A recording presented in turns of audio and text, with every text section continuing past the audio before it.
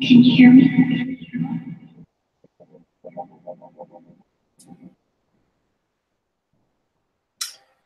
And hello, good evening, and welcome to the Traffic Report. That is a scene from A Child's Voice, and we are very grateful and blessed to have the filmmaker with us this evening, John Paul Rice. Good evening. Hey, John. Thanks for having me here tonight. It's great to be with you. Well, I'm still digesting that film. I got a chance to see the entire film last night and was moved to tears. I'm a big boy, I can admit that, and just the spirit of the film, you know, what it told me and what it was telling me was that the spirits of these victims and survivors, the ones that aren't with us are with us, and that the solution to this is a spiritual one, and that we'll find our way through this out of love. You know, that was, but what a film, what a film. Thank you. It really means a lot. Yeah, our goal when we made this picture was to combine this issue of human trafficking through a supernatural genre, so as to do art, a feature film, unlike a documentary. And we wanted to combine it, though, with what we always look at as the positive side of tragedy in the face of such horror, what human beings, healthy-minded human beings, would do. And that is that they would find love, both the ones within themselves, the child within them, and the other children, once they learned the truth that there was no turning back, that they would protect and make a promise to help every child. So, but I guess I wanted to say that people like yourself and many others in this community are the reason why this film is possible. It goes back a couple of years, but in reality, what kind of kicked this all off was the election of Donald Trump, which blew a hole in reality and allowed for many people to kind of peek behind that curtain or outside of that bubble a little bit and start learning about why we're here. How did we get here? What's going on?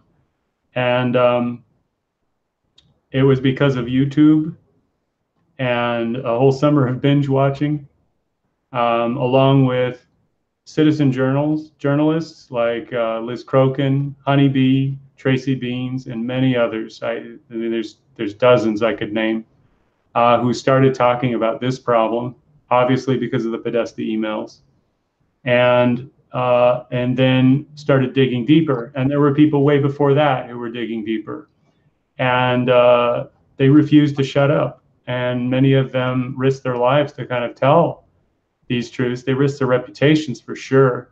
Many of them lost their jobs or got, demoted or banished or ridiculed or labeled as a conspiracy theorist. But when adding up all of the evidence, and not just because of the YouTube videos, but court case documents, FBI files, former testimonies of people that are credible, former survivors of SRA, satanic ritual abuse, and people who had come forward to us and told us their stories personally. Evidence is overwhelming. It's just not covered by the mainstream, which is not really something I ever expect to happen. But at the same time, this is a growing movement, and I would argue it's much bigger than it was 2 years ago when people were first learning about this.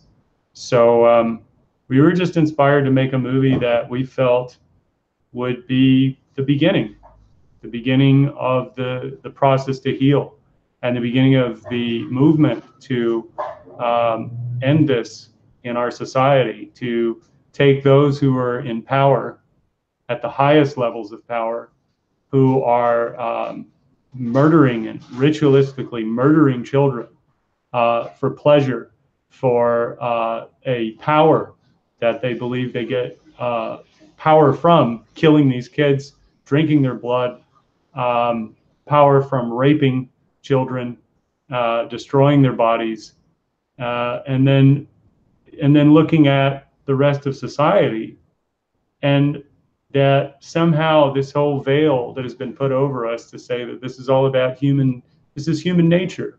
The reason why 17,000 children every single day die of starvation in the world. It's human nature that we have to drop these bombs for decades on mothers and children, blowing their arms and legs apart. It's human nature that we have so much discord and hate in the world, when in fact that's not true. When you look at, we took our own understanding into this as well, which is our belief about child abuse being the root of all evil in the world, not money. Give a person who wins a lottery $1 million, and they'll tell you, what are you going to do with the money? Help my family, pay off my bills, buy my mom a house, buy the car that I've always wanted, go on that vacation I've always wanted to do. They don't wish to have power over people and crush them. So it was our core belief. Edgar Bravo is the writer, director, I'm the producer, and I did the research early on, just as I was diving in, not knowing what I was getting into. But the moment that Ronald Bernard came across the screen and I started on that 5-part interview series, that was it. I said, this guy is genuine, authentic. He's telling details. He's telling facts. All of this adds up to other points of view from different, not just politically. That was a question, and that's in the chat room. Is this based on real events? Absolutely, it is. Yeah, all of it's based on real events.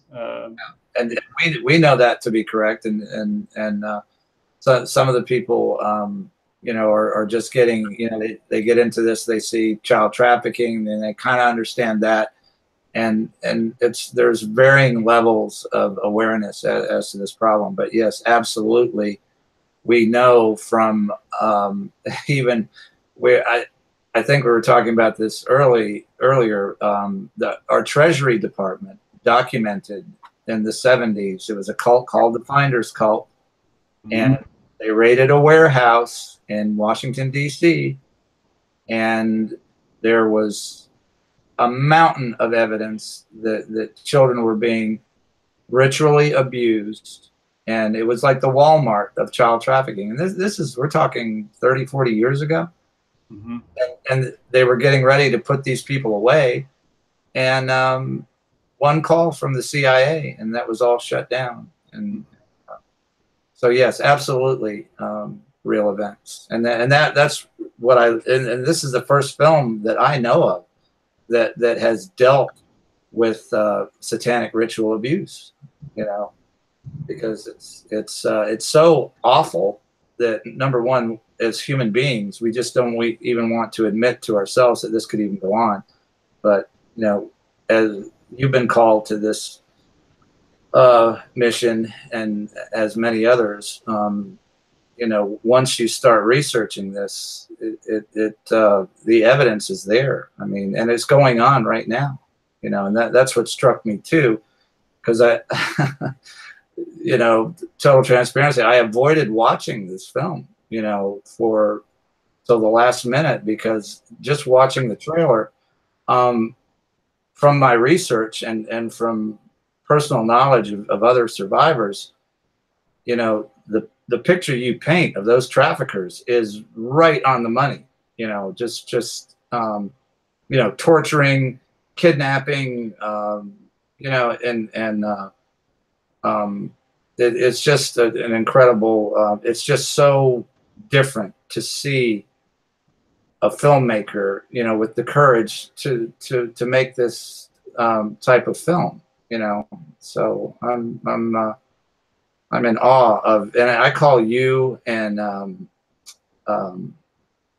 Gabe Hoffman and Matt Valentinas and a remarkable woman that's going to be on later on this evening, Tiffany Fitz Henry, the new Hollywood. And I, you know, we're everybody that I know in this community, and there are thousands of people, are behind you 1,000,000%.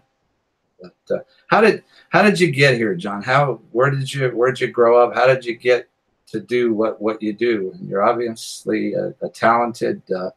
I could just talk to you, and we have for hours. So tell our first conversation. Yeah, let the audience meet. You know, John. Okay. Well, I was born in Fort Lauderdale, family of 4. I was the youngest.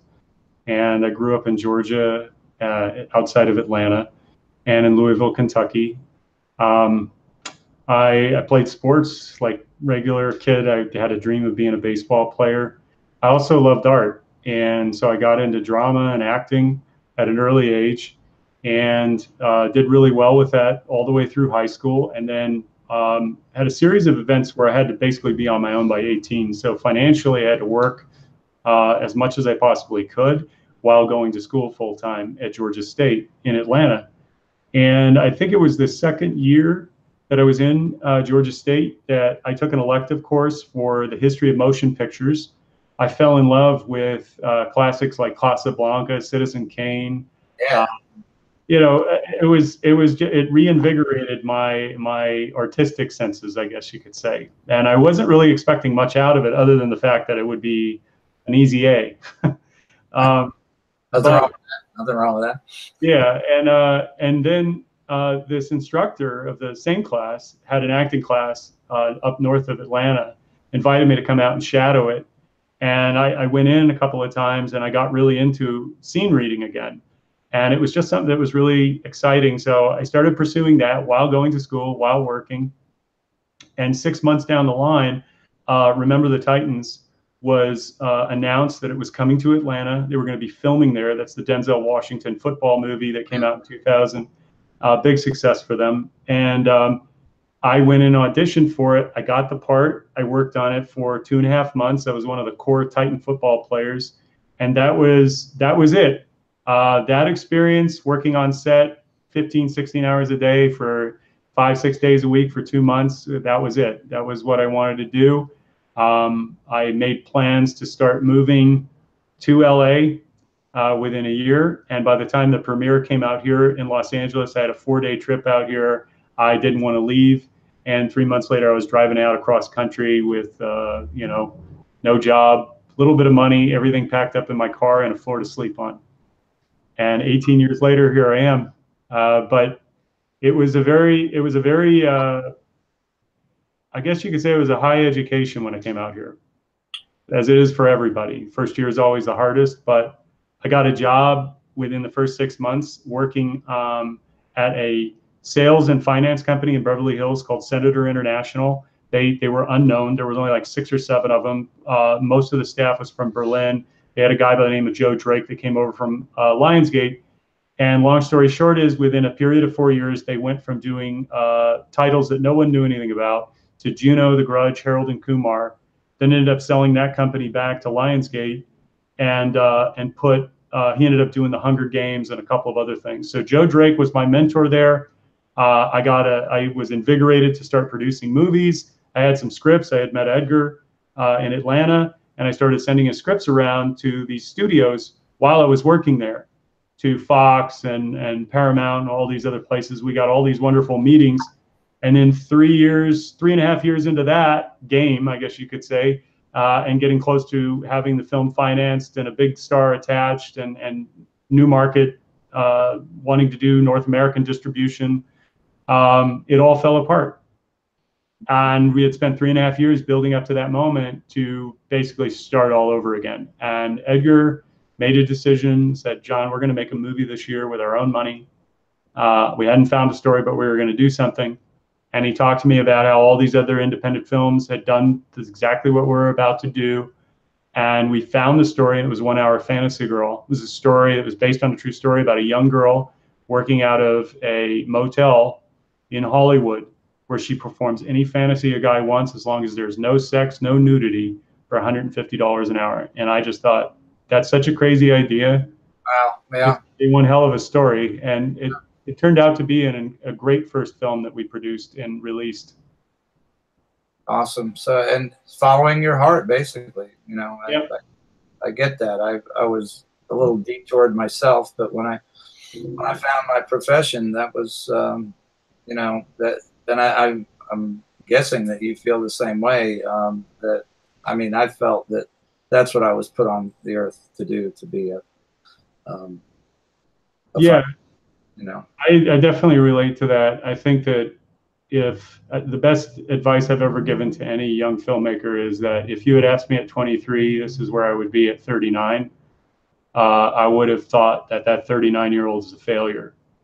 But 39 and doing this kind of work and being able to look back on everything and see the reality for what it is, and having your integrity, doing things that you love, that you're really passionate about, that you really give something to or have a feeling toward, those are the most rewarding experiences in life. And that's really where I believe the success lies. It doesn't matter what amount of money you have or what your status is or how many hits you have. Obviously, we all want to do well. We all want to be recognized for the contribution that we do. But at the end of the day, it's what we did and what we created that matters, and how we feel about that is what matters. And so it's been, quite honestly, it's been a real deep journey. That word again, journey. Yeah, the journey. This past year has been a journey. Brutal. Yeah, and I mean, it's just been so surreal, is the only way I can put it. The last, you know, probably year, you know, doing what I'm doing now, which is the show, and with Howie and Kelly and Catherine and meeting the survivors that came on the show, and then meeting people like yourself, and I mean. And it's like we're all, and everyone I talk to, it's like, well, you know, I'm really not sure how I got here to this issue, but I'm pretty sure I'm in the right place, you know, which is pretty neat. You know? Yeah. No, it feels right, and the more I learn, I guess you could say the stronger my resolve is to get this movie out to as many people as we can, especially.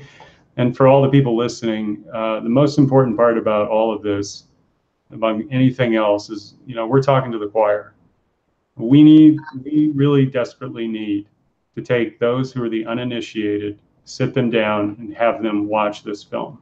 Sit them down and have them see JFK to 9/11, Everything is a Rich Man's Trick. Sit them down and have them watch Ronald Bernard's, at least just the first of the 5-part series that he did, when he talks about the beginning and how he got into this, and then it turned at the moment that they offered for him to sacrifice a child, for him to come the Dutch banker, you know. Yeah, the Dutch banker, you know, and there are books and everything else, but we need to engage people, because it's not about, you know, you and I think we kind of talked about this just a little bit, you know, how far this all goes back, several millennia. bloodlines, Freemason. You know, you go about Freemasonry, this, that, and the other. It's like we get lost in the details of that web and that map. But what we really need to be doing is to say to everybody, point the finger at the people at the very top. And I say it because in Hollywood, yes, there is a big problem here. It's a very big problem. It's been with us for a long time. But I will tell you, and this is just from having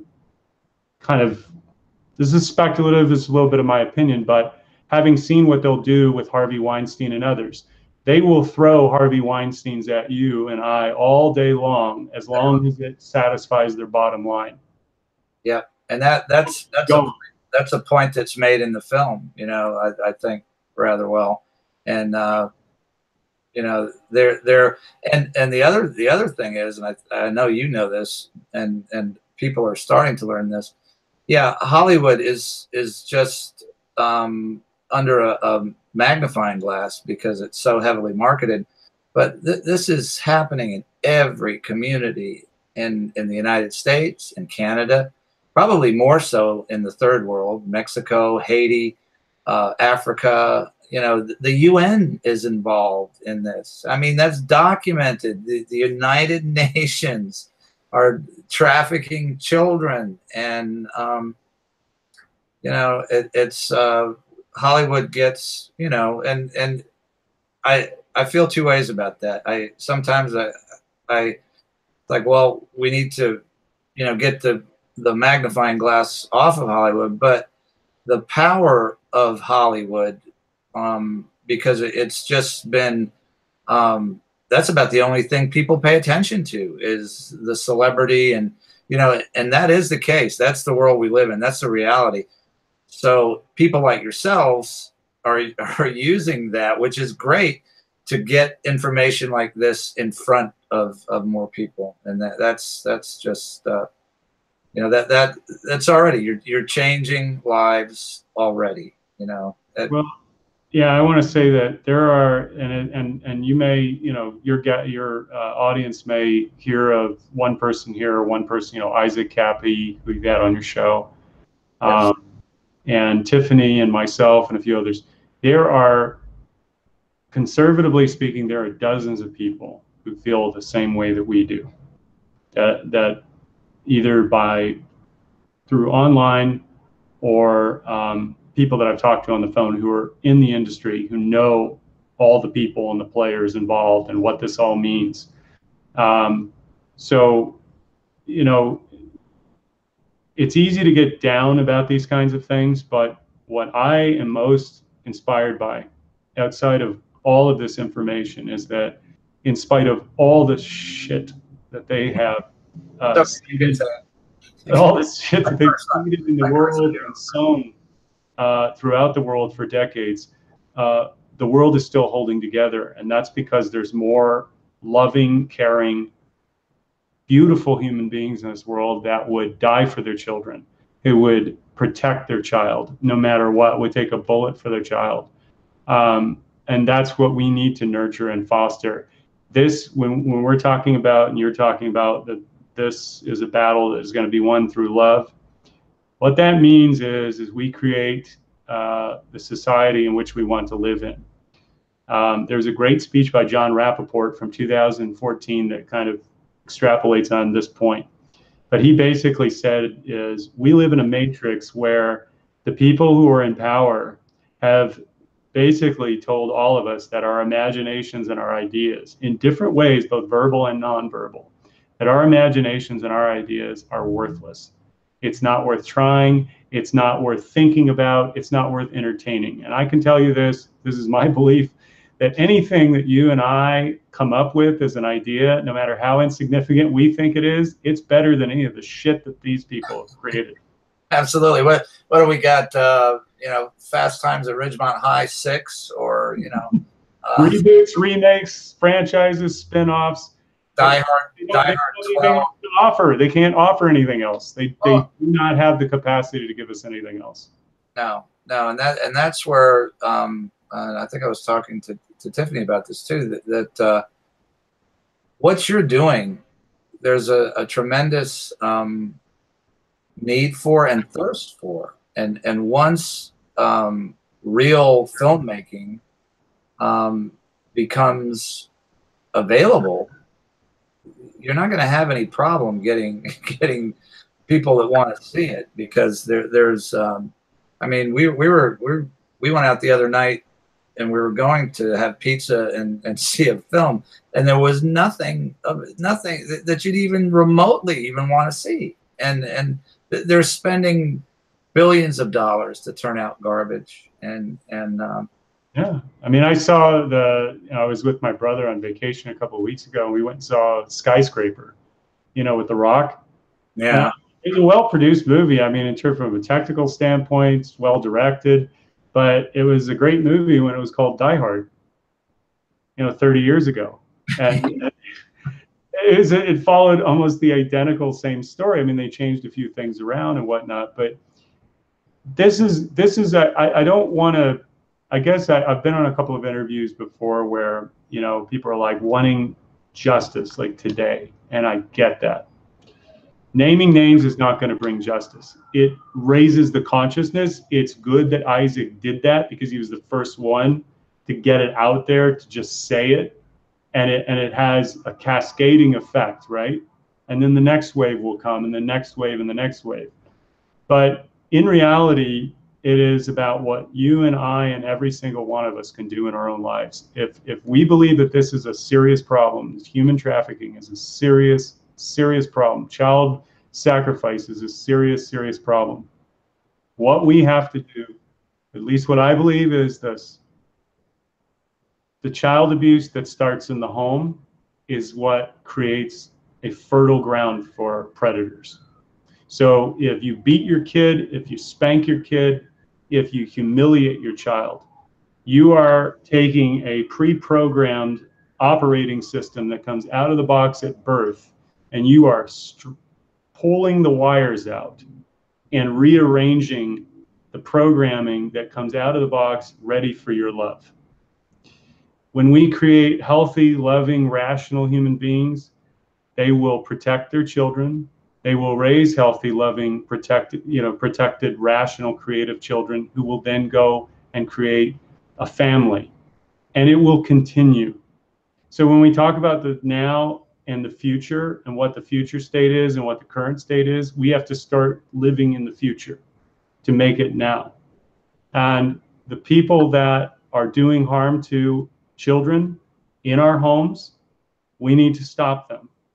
We need to stand up for those kids and let them know that they're loved and cared for by somebody in that house, because that's the difference between somebody who could end up being in a drug addicted situation, a prostitute, a murderer, killer.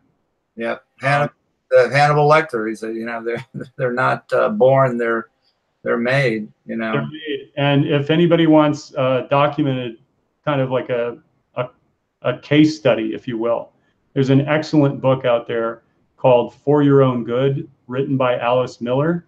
It chronicles the history and the childhood and the parallels to Hitler's childhood, to Hitler's rise to power, and all of the programs and everything that he kicked off.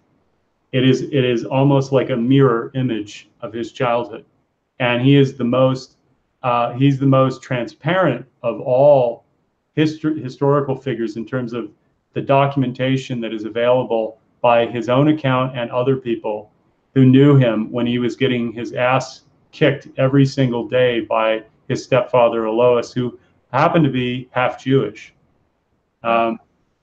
So we create, I don't think we collectively create these psychopaths, but these psychopaths are enabled through child abuse.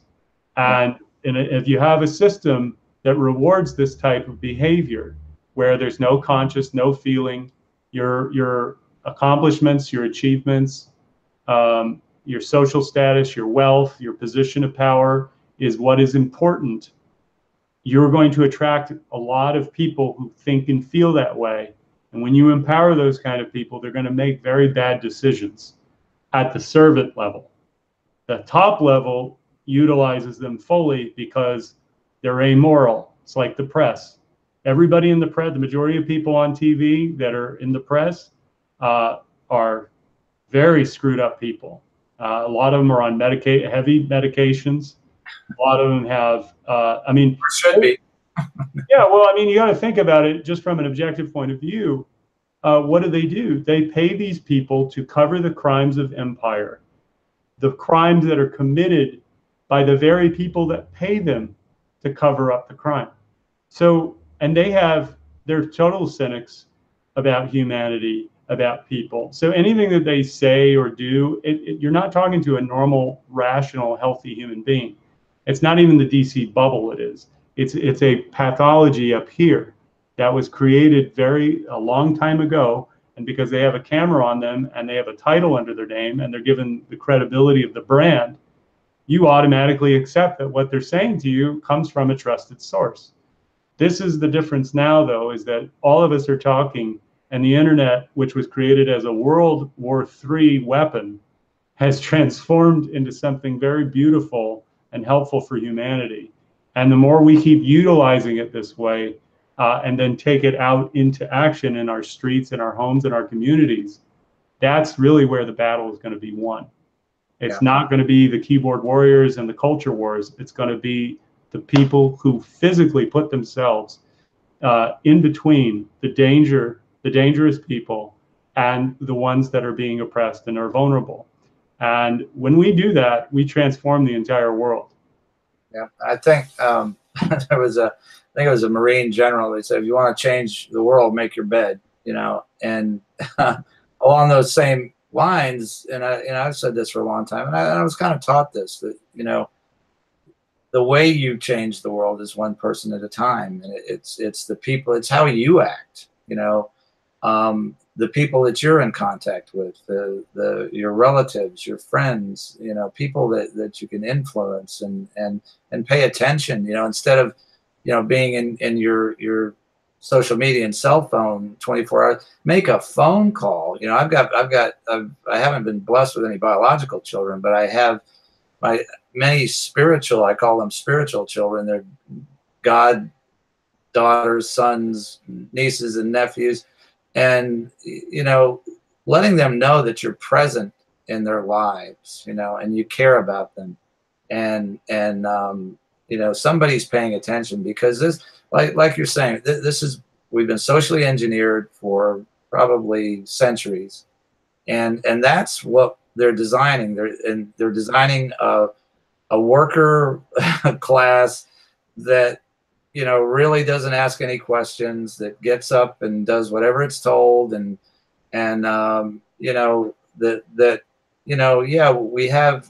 say we love our children, but that they're trying to engineer that out of us, and they have been successful to a certain extent, that we say we're a civilized society, we say we care about our children, but this is what's going on every day, whether it's physical abuse in the home, sexual abuse, just emotional abuse. How do we really love our children? And it's my belief that we don't deserve, and this society is blessed in ways that I don't think any other society in the history of mankind has been blessed, as far as what's available, food, opportunities, the ability to do whatever you want. And I don't think we deserve any, if we can't take care of our children and wake up to the fact that we're the problem, we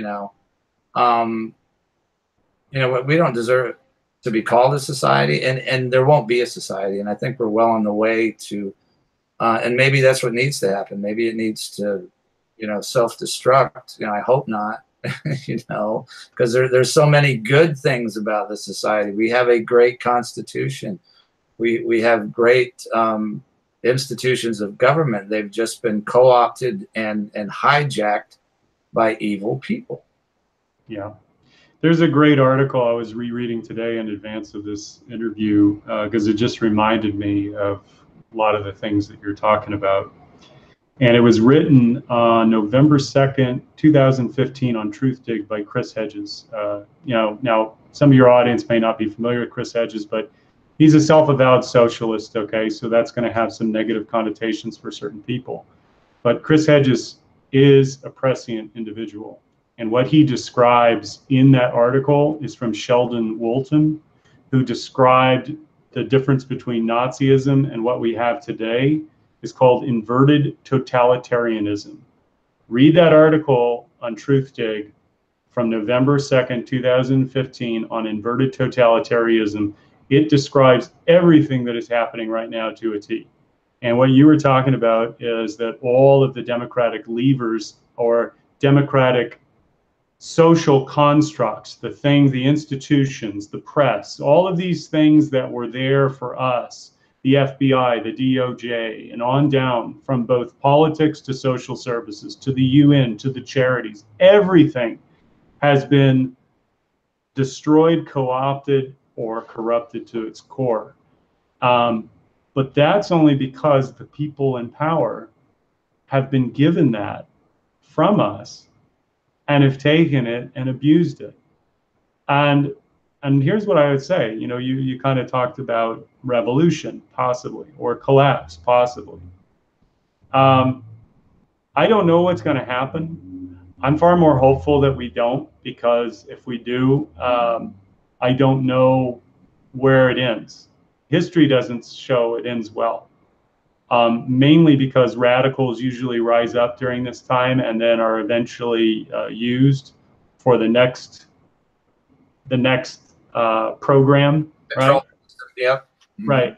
But I am willing to bank on the goodness of human beings. And I say this because there's going to be a lot of wreckage that's going to come, irregardless if we turn, pivot, and make it out of this hell that we're in. The reality is that there's going to be a lot of people who are victims of this society, who are totally in the matrix, totally in the bubble, and are going to be shocked to their core just from the very little that they learn about their reality. And it's really going to take us and very kind, loving, caring people to give them a break. That doesn't mean you put up with their violence if they become violent, but I'm talking about the realities of, you have to look at them as being victims of abuse in the mind and in the heart, and they can't think any differently, because their reality is as real to them as yours is to you, as mine is to me and the next person. That's how they really truly feel, because the hard wiring inside their brain has developed to such a level and degree that it's not a choice anymore. This is reality for them. This is how they wake up every morning. This is how they live in fear. They live in fear of life. Fear-based, yeah. And constantly having to fight off these things that are a reflection of what's in their mind. And they have yet to even begin to deal with what's up here, let alone the trauma that is being induced upon them from the outside. So if we are to have a society that comes back on a better, or has an upturn for the better, it's going to take that level of compassion, which is the hardest type. It's easy to say, I feel bad for you, I'll help you, I'll give to you. But when it forces you to understand that the suffering in that person is the same suffering that I once went through too, and I have the hand that can help them. That's what I want this film, and I want all of what we do going forward to look at solutions this way, because the anger is palpable, totally get it. But if it's set off, all of what we desire in the greater society that we want, I don't know that we get there in the way that we hope for. Anyway, that's all I wanted to say about that. And that's why what you're doing in a film like you've made is so valuable, because we and I'm purchasing it, and everybody else should purchase it. Don't just rent it. Purchase it. Then you can share that with your family, and this horrible thing that they're going to have to come to terms with you can help them come to terms with it, and on your on your device, on your, you know, you use social media and technology for a good purpose. You know, go in with your iPad, or, you know, go in and have them come to your house and stream it on your television. You know, and they're in a safe you know, environment. You're a family member, and that's, you know, critical to you know, and that's just what you're saying. A lot of these people, they're so you know, locked into these belief systems that you know, I think they would go crazy if they, you know, realized everything that's going on. And I think even us, you know, we think we're we're relatively enlightened and awake. I think if we were confronted with what actually is going on at this minute on a total basis, I'm not sure any of us could stand it. No, you know?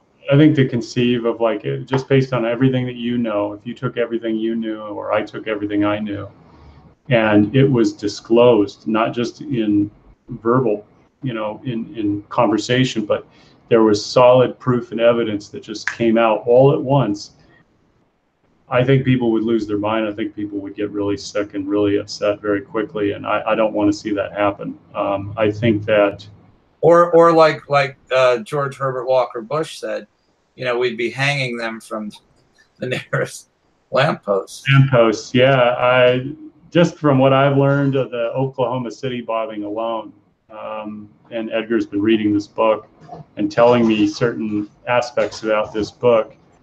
There were black ops and other black ops teams, and there were black ops killing other black ops teams that were not as wicked as the other ones. They killed everybody who had any.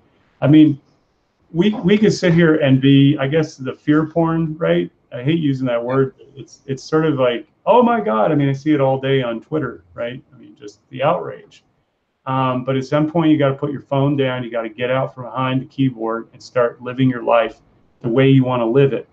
It doesn't mean you live in, you know, like some fantasy land, but you do things that are healthful and nurturing to you, eating good food, having healthy relationships with people and friends, doing things that make you laugh, make you a deeper and more spiritual person. This is how you get healthier, not by absorbing all the nightmare world that is both in front of you and hidden, and try to, like, you know, cover your eyes or get upset and get so mad that it really is going to make you sick and not allow you to do the thing that you're capable of, and even possibly greater as a human being.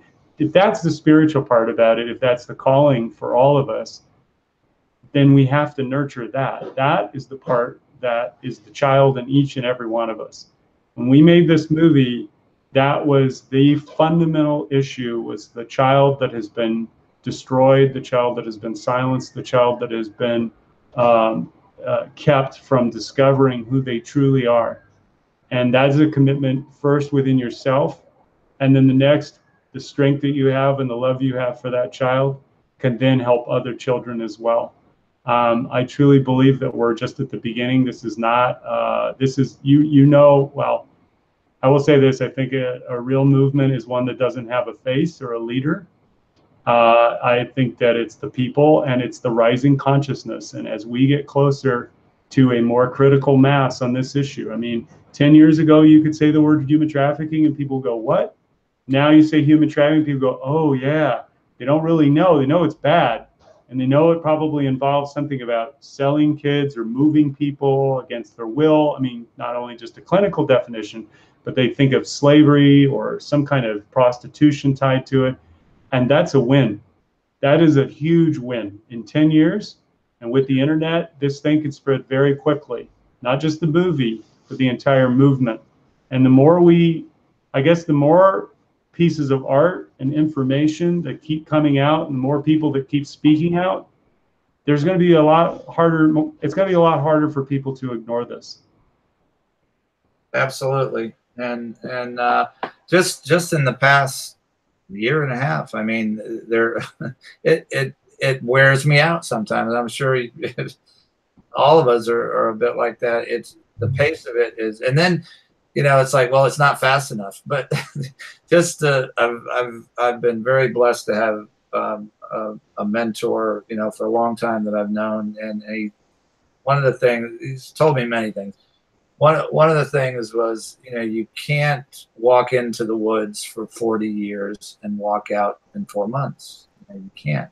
It's just not possible. And I think the only thing that's important is that each one of us continue to speak the truth as we know it, because that never changes. You know, it really doesn't. And yeah, and you know, you'll be ostracized, you'll be, you know, called, and if they're not calling you a conspiracy theorist, you're not doing something right, you know. But you know, just to continue to get the information out there, you're doing that. Survivors that are telling their stories are doing that, and anybody that's and there's so many whistleblowers in every area of our government, and you know, just keep, you know, slow and steady wins the race, and the pace has picked up. People are going to jail. The Justice Department is beginning to function as a Justice Department. They're arresting congressmen. They're shutting down, you know, Backpage. You know, a lot of really positive things are happening, and I think we've already reached. I think the critical mass has been reached, and we're on the other side of that's not stoppable. It's not. Yeah, no, I agree. The only alternative is the police state at this point, because that would be the only thing to stop it. Total censorship of the internet. Total censorship of the internet. And I know they're trying. I mean, but this is the best they can do. I mean, really, in reality, like, they're going to take down Alex Jones and a couple of other people, and oh yeah, they're shadow banning and this, that, and they still can't stop it. No. What happened to Alex Jones? He had 6 million people sign up for his newsletter within 24 hours, made him more popular than he ever was before. Absolutely. And and let me just say this, that model will be replicated over and over and over again. Anything that these people do to go after somebody is going to make them a martyr, and everybody will go to them. And it also creates danger too, but given what they are and what we know they are, Alex Jones is a powerless guy who can't start a war. So, you know, he has a right to say what he wants to say, whether I agree with it or not. It's his right to do so, and it's also the right of other people to turn it off. But the moment you censor somebody and don't debate them through a debate of ideas, you are essentially making that person a martyr for free speech. And, you know, at this stage, they're still thinking that this is pre-2016.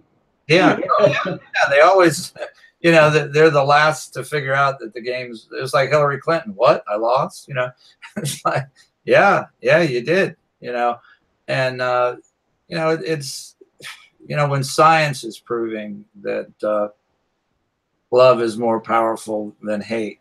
You know, if you can prove that, you know, I've never been great at math. I've just, you know, I had a good mother that taught me stuff like that. But, you know, if you got science proving this, you know, there's no holding it back, you know, and that's what we're doing. We're breaking out of the bondage of, you know, these Machiavellian, you know, egomaniacs that think they're gods, you know, that have pit. You do.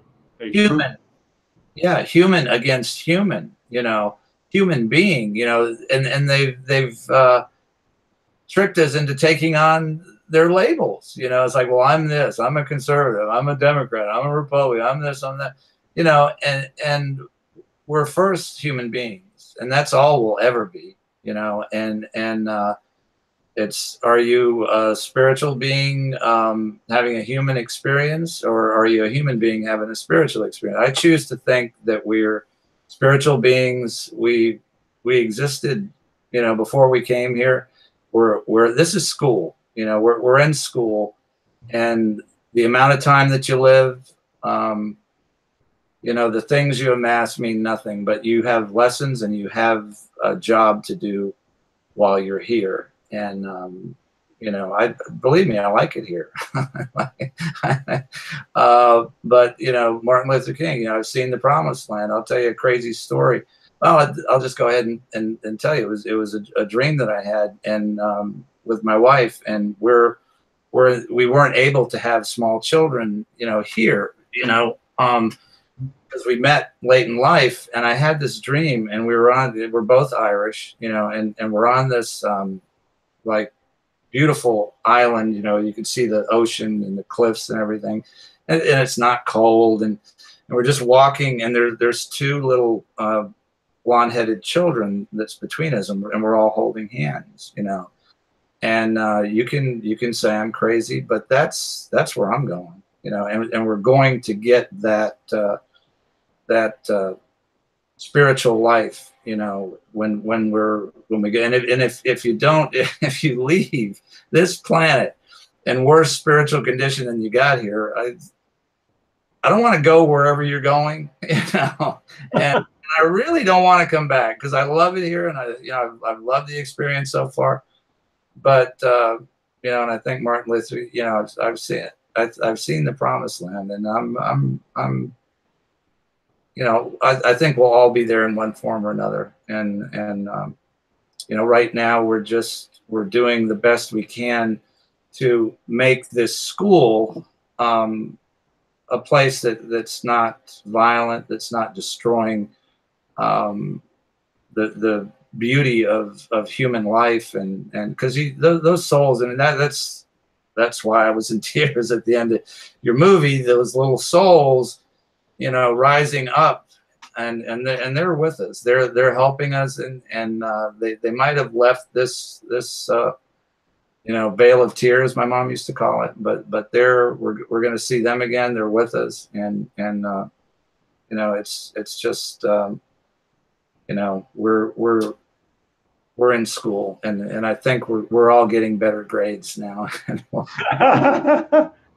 I'm not in a hurry to graduate, but I'm not worried about it either. Yeah, no, I mean, it's amazing when you think about your life and how you grow up a certain way, and then at a certain point, things start to kind of, you get a moment where you're allowed to kind of question it, or there's moments of peace where you're just outside and you're like, oh, you know, like the way the sun feels on your skin, and you know, you remember all of that as a child, and that's what's been, you know, that's the part that is so weird. That's what's been taken away from us in reality, is that connection. And that's just a very simple observation outside. I'm sure there, I mean, I know there, based on what these other people say about the deeper stuff that's going on, energy fields, spirits, deities, entities, whatever.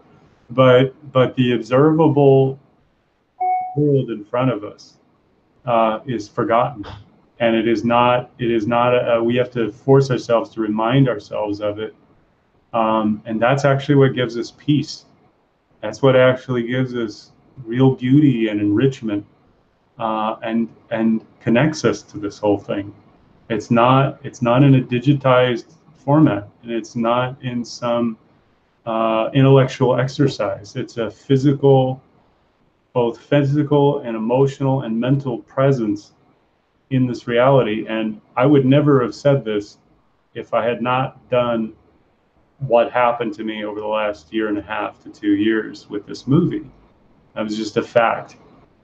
This has been for myself and Edgar too, to a degree, but it's really been a spiritual journey to want to improve myself, to want to fix a lot of the things that I don't like about myself, to go deeper and try to have deeper intellectual and emotional understandings of things that, as they unfold, good or bad, in terms of the knowledge that I learn, as far as what I learn about these crimes that are being done, I see the other side, and I look at it and I go, it makes me happier. It makes me happier when I start thinking about all of the beauty in the world, and that we just have not yet realized our own power yet. And the moment that we do that, you're talking a rapid shift because of the internet. This is not 40 years ago. That once we realize the beauty and we are enabled to experience that beauty and connect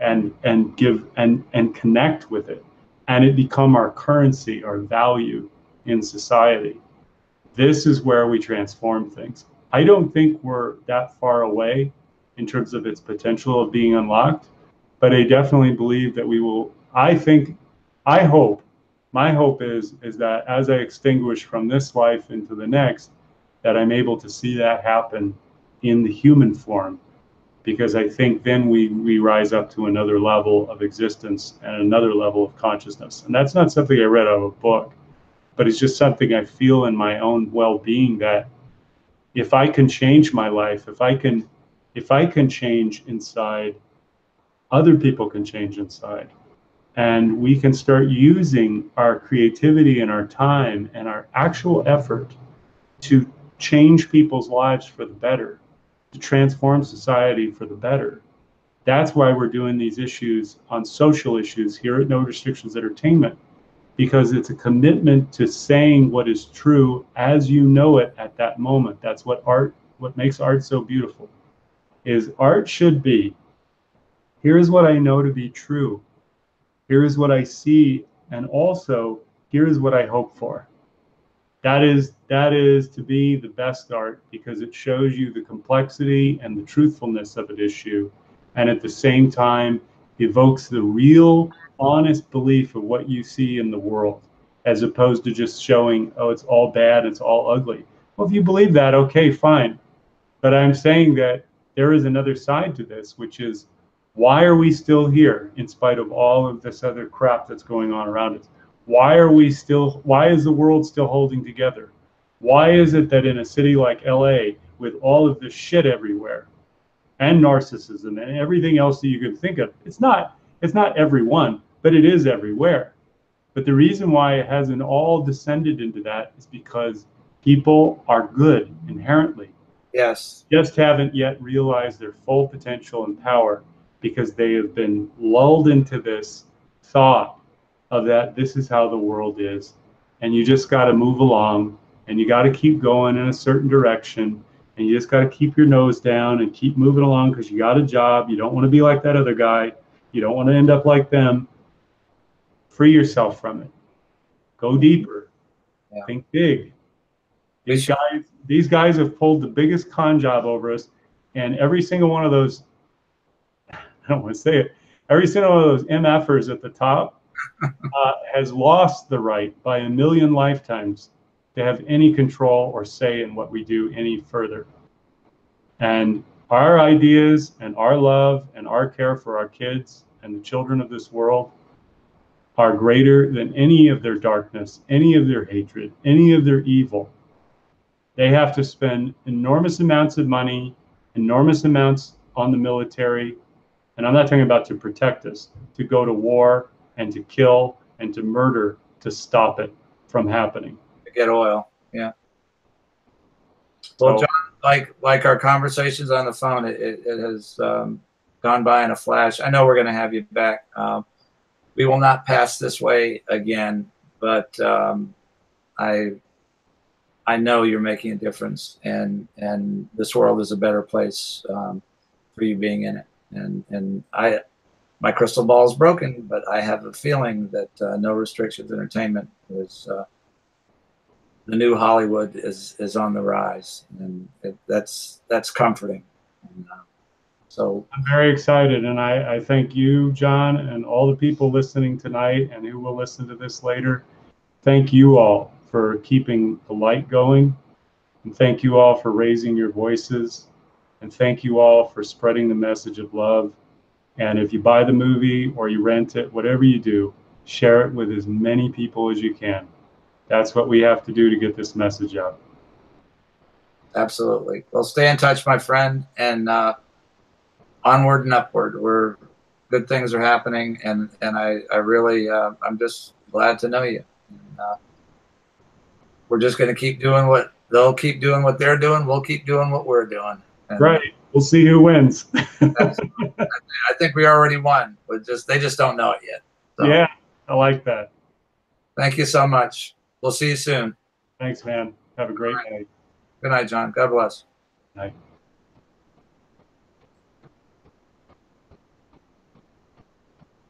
All right. I think you have to hang up on me. Okay. I almost ended the broadcast, but I wasn't trying to do that. But you know, I'm technically challenged, but and I'm a little worn out. I mean, so he's just I love John. I want to just see where he's going with this, because I believe that it's people like him and it's people like our next guest that are going to be you know, turning Hollywood into a force for good instead of a force for evil. And I think it can be done. We need to believe we can change our country. We need to believe we can put an end to what's going on. And these people are part of that. And all of you in the chat room are part of that. So let me get Howie in here, and Kelly, and Tiffany. Let me start sending invitations.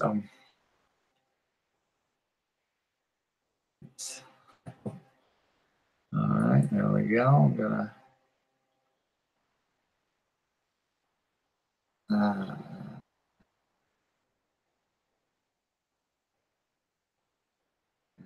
Howie and Kelly. There she is. Okay, guys, your invitations are out there. Kelly, Howie, and Tiffany. Boom. I can't believe it worked. Yay. First time. Welcome to the Traffic Report. Thank you. We just said goodbye to John Paul Rice, and I was telling him about you. I was calling you guys the new Hollywood, and I believe that. I believe that. That's Kelly's just showing up. Kelly, welcome. Kelly's our I call her last name is Fustos. I call her the FBI, Fustos Bureau of Investigation, because she's a force of nature. There's Howie. I call him Howie. Hi, everybody. Hey. Hello. Hello. Hi. Hi, Tip. Hi. How are you? Good. How are you? Good.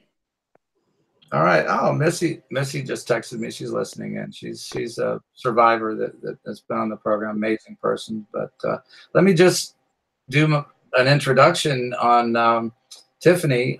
She's a writer. Has written books and television, and you've been based in that community, and you've courageously chosen to speak some truth to power, and I just became aware of you a couple of days ago, and I'm just thrilled and honored and humbled to have you on the program with us. Thank you. No, it's awesome to be here. I'm so grateful to all of you guys who have reached out and want to talk to me, because it helps with the whole thing. Just if you're going to do something like this, the worst thing is that it's tiny and nothing comes of it and you lose your career. So it's good to know that I can get the visibility to not only make an impact on this person who I've called out and their career and that power structure, but also to sort of transfer that power to the people like me who wouldn't compromise, and to sort of say, we need to create something better, and sort of inspire people to do that. So I really appreciate having the opportunity to come on. So, and Tiffany, just I asked John too, just tell us how you got here. I mean, tell us, where you're from, and tell us about your journey up until this point. So basically, I grew up just knowing that I was a writer. Just from the time I was an early age, I would just lose myself for days. I was just not a normal person. I wouldn't eat. I wouldn't sleep. I wouldn't shower. I would sleep under my, desk for, 2 hours a night. This is when I was, in my early 20s. And so when you get possessed like that, you know what you are. And you're like, this is all I ever want to do. And so I went to film school, went to Hollywood, worked in Hollywood as an assistant, worked for, 20th Century Fox, and learned a lot. Didn't have like, there were like a lot of, I was in my 20s, and there were a lot of very older producers and things like that, but it was not like anything beyond someone hitting on you or something, just innocence. Nothing like how it escalated when I started to become a bit more powerful. Basically, I had no power, so I was like, yeah, whatever, maybe she'll, whatever. So then, left Hollywood, got kind of disillusioned with the creative process and how it was just so like, everything's just a commodity and it's not art. And I just, at a young age, I was like, this is not resonating. I don't get why it's just all this like commodity and they're ruining everything. Like I would sit in on these meetings and no one's going to like this. It's not going to resonate. We're just shoving a bunch of things in to try to make it this thing when an artist knows what something is, and it's like, if we just let, they just can't do, there's so many reasons why Hollywood is the way it is, so many reasons, and we can get into those. But so then I left, I got married, had kids, and started writing again when my littlest one was in kindergarten, and she's now 15. And basically, again, I just shot right back in, and I was like, I wrote a feature, sent it to a contest, because I was just a mom living in Delray Beach, Florida at the time. And I went to the finals or whatever, won that. And I was like, oh, it was a big contest. I was like, that's cool. And then wrote another one. And, those two went to the top of the Oscars as a competition for just screenplays. Those two at the same time went, and I tell you this because it's sort of a fact pattern, right? Because people will probably be like, maybe you're just not a good writer. And that's fine. People can say that. But, you don't get people wanting to jerk off in your hotel room. It's like, okay. You're not a great writer. Let me stop you right there, because that's when I read that tweet, I liked you immediately, because obviously you were willing to speak the truth, right off the bat. So let's explore that. So you're in there. You've been successful as a writer. And how do you go from there to this predator? So you get a lot of heat. That's what they call it. You get a lot of heat, and you go, I'm doing pitch meetings at networks. I'm going to every network.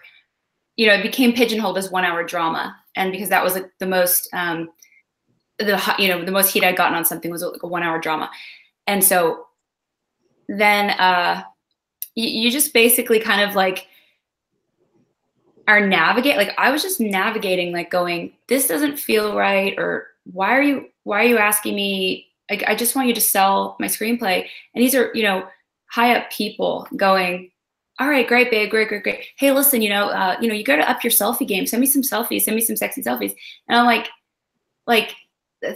brush it off. And then every time I would have another project, I would send it to them, and they'd be like, oh, and I would already have someone attached, by the way. Like, I always brought them everything, like, hey, Monica Potter is a huge star of an NBC show, literally wants to produce and star in this new thing I'm bringing you. Can you please just bring it over to Amazon where she would like to make it? And it was like, yeah. Okay, when are you going to come out here? Wear those hot shoes? When are you going to and I'm like, okay, these, and maybe they're just dirtbags, but they're not. They're they're like the top professional people. And then it's like, always asking for the nudes. And I'm like it just, at some point, it didn't really even dawn on me. I'm like, these are just dirtbags, but they're my dirtbags. What am I going to do? And so you just kind of go on. And then it wasn't until, I had my incident, and it wasn't until everybody started to come out with the same incident of this jerking off, and I'm sorry to be so vulgar, but like exposing themselves. And I started to put all the pieces together that every time I had a lot of heat on something, it all started to become this fact pattern of not doing, like, it's like, it starts little. It's like, hey, want to go do some cocaine? And then before you know it, you know what I mean? It's like, which I never did any of that, but like, as an example. And then you look back and you go, gosh, every time I had this huge thing going on, it was like, boom, boom, boom, like constant, like, you know, and then basically the thing, I would never do any of these things. I wouldn't, you know, send nudes. It just was not about that. And it just would go flat. And I'm like, okay, whatever. Like, if it's meant to be, it's meant to be. Write something else. I was just always writing. And, you know, I cared tremendously, but I didn't understand it. Because it was like, at some point I was like, this doesn't actually make sense. It doesn't, like, if you just sit back logically, you go, all these projects, all these producers, the height of everything, every time, huge heat every time, you know, 20, you know, tons of different projects. And it's like always asking to be compromised. And then, because I don't. It wasn't until everybody started to come out that I was like, that's what this is. This was like a couple weeks ago, seriously, that I was like, oh my, I think I understand. Like, and then it really just, I look back over all the text messages and I was like, good. You know, you think you're a smart person, but you just are too close to it to be like, you know, when you see everyone else's story, you know, you're like, oh, so this is how it works. Go ahead. Can I jump in? I have a couple questions. Hi, Tiffany. Hi. We didn't get properly introduced. How many times in your career would you say that you've had, you know, this heat on you?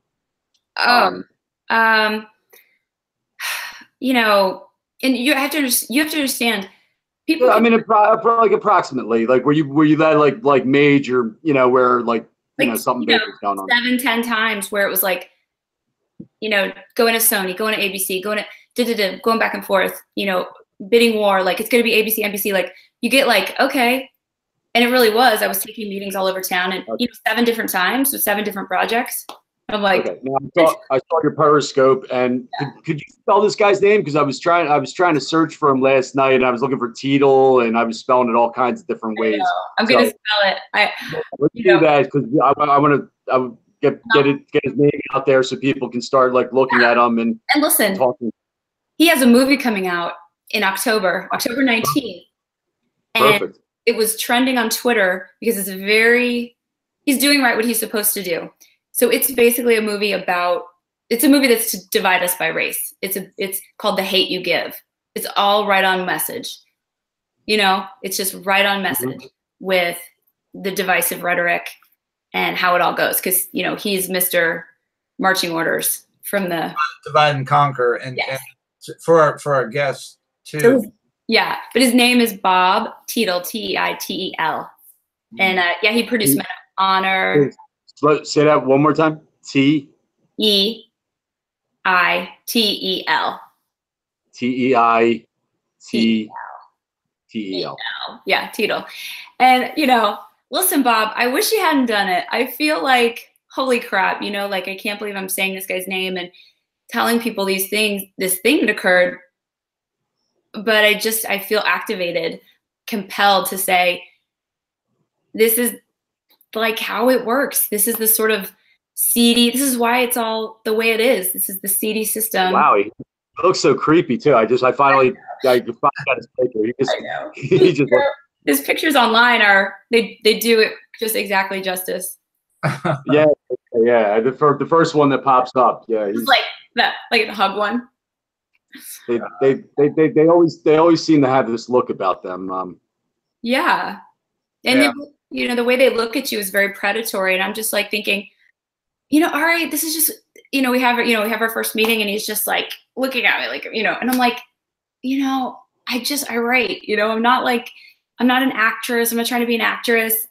You know, it's just unbelievable. And they have this, but these are powerful people. I mean, when I tell you, you know, he has a deal, like a huge deal with Lionsgate. So, you know, complete access to, you know, any movie he wants, you know, it's like these people they just have so much power and they're sort of like, but the problem is like, if he could do what I could do, he wouldn't need me. And the problem is he needs me. And that's the psychological problem is like, he wants me to be nothing, but I'm everything. I'm your product. And like, that's the weird psychological thing that goes on for particularly writers, I guess. And writers get so shit on. Sorry, I'm trying to say bad words. Writers. You're fine. You're fine. Okay, good.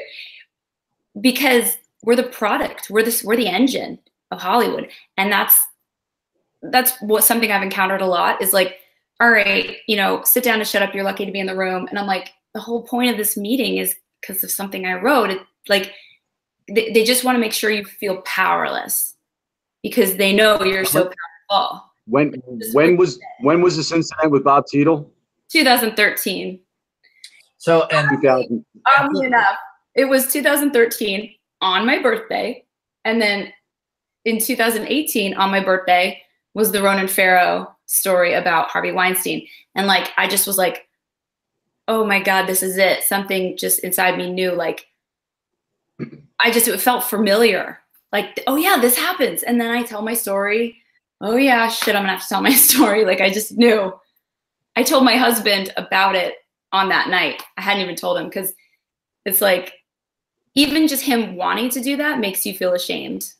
Even though I was like, no, and you know, nothing happened. It's just like, even him wanting to do that, I didn't want to tell my husband because I thought he would be worried when I traveled to LA and met, you know, I meet with a lot of people. It's like, I didn't want him to worry. So on that day I told him, so remember when I met with Bob Tiedel, he said this to me and he was just like, what? You know, no man, you know, husband wants to hear that, you know? And for people who don't know, you know, you're, and I should have asked you, but I'll just kind of allude to it if you don't want to talk about it, but you've got projects going on right now. Yeah, we can talk about that. Yeah.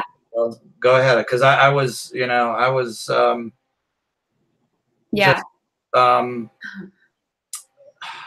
delighted and oh man, this has been such a I'm running out of word. I was and it amazing is not the word either. Just humbled at your courage, if I could get that out, and doing what you're doing and the stakes that you've just thrown to the wind to do the right thing.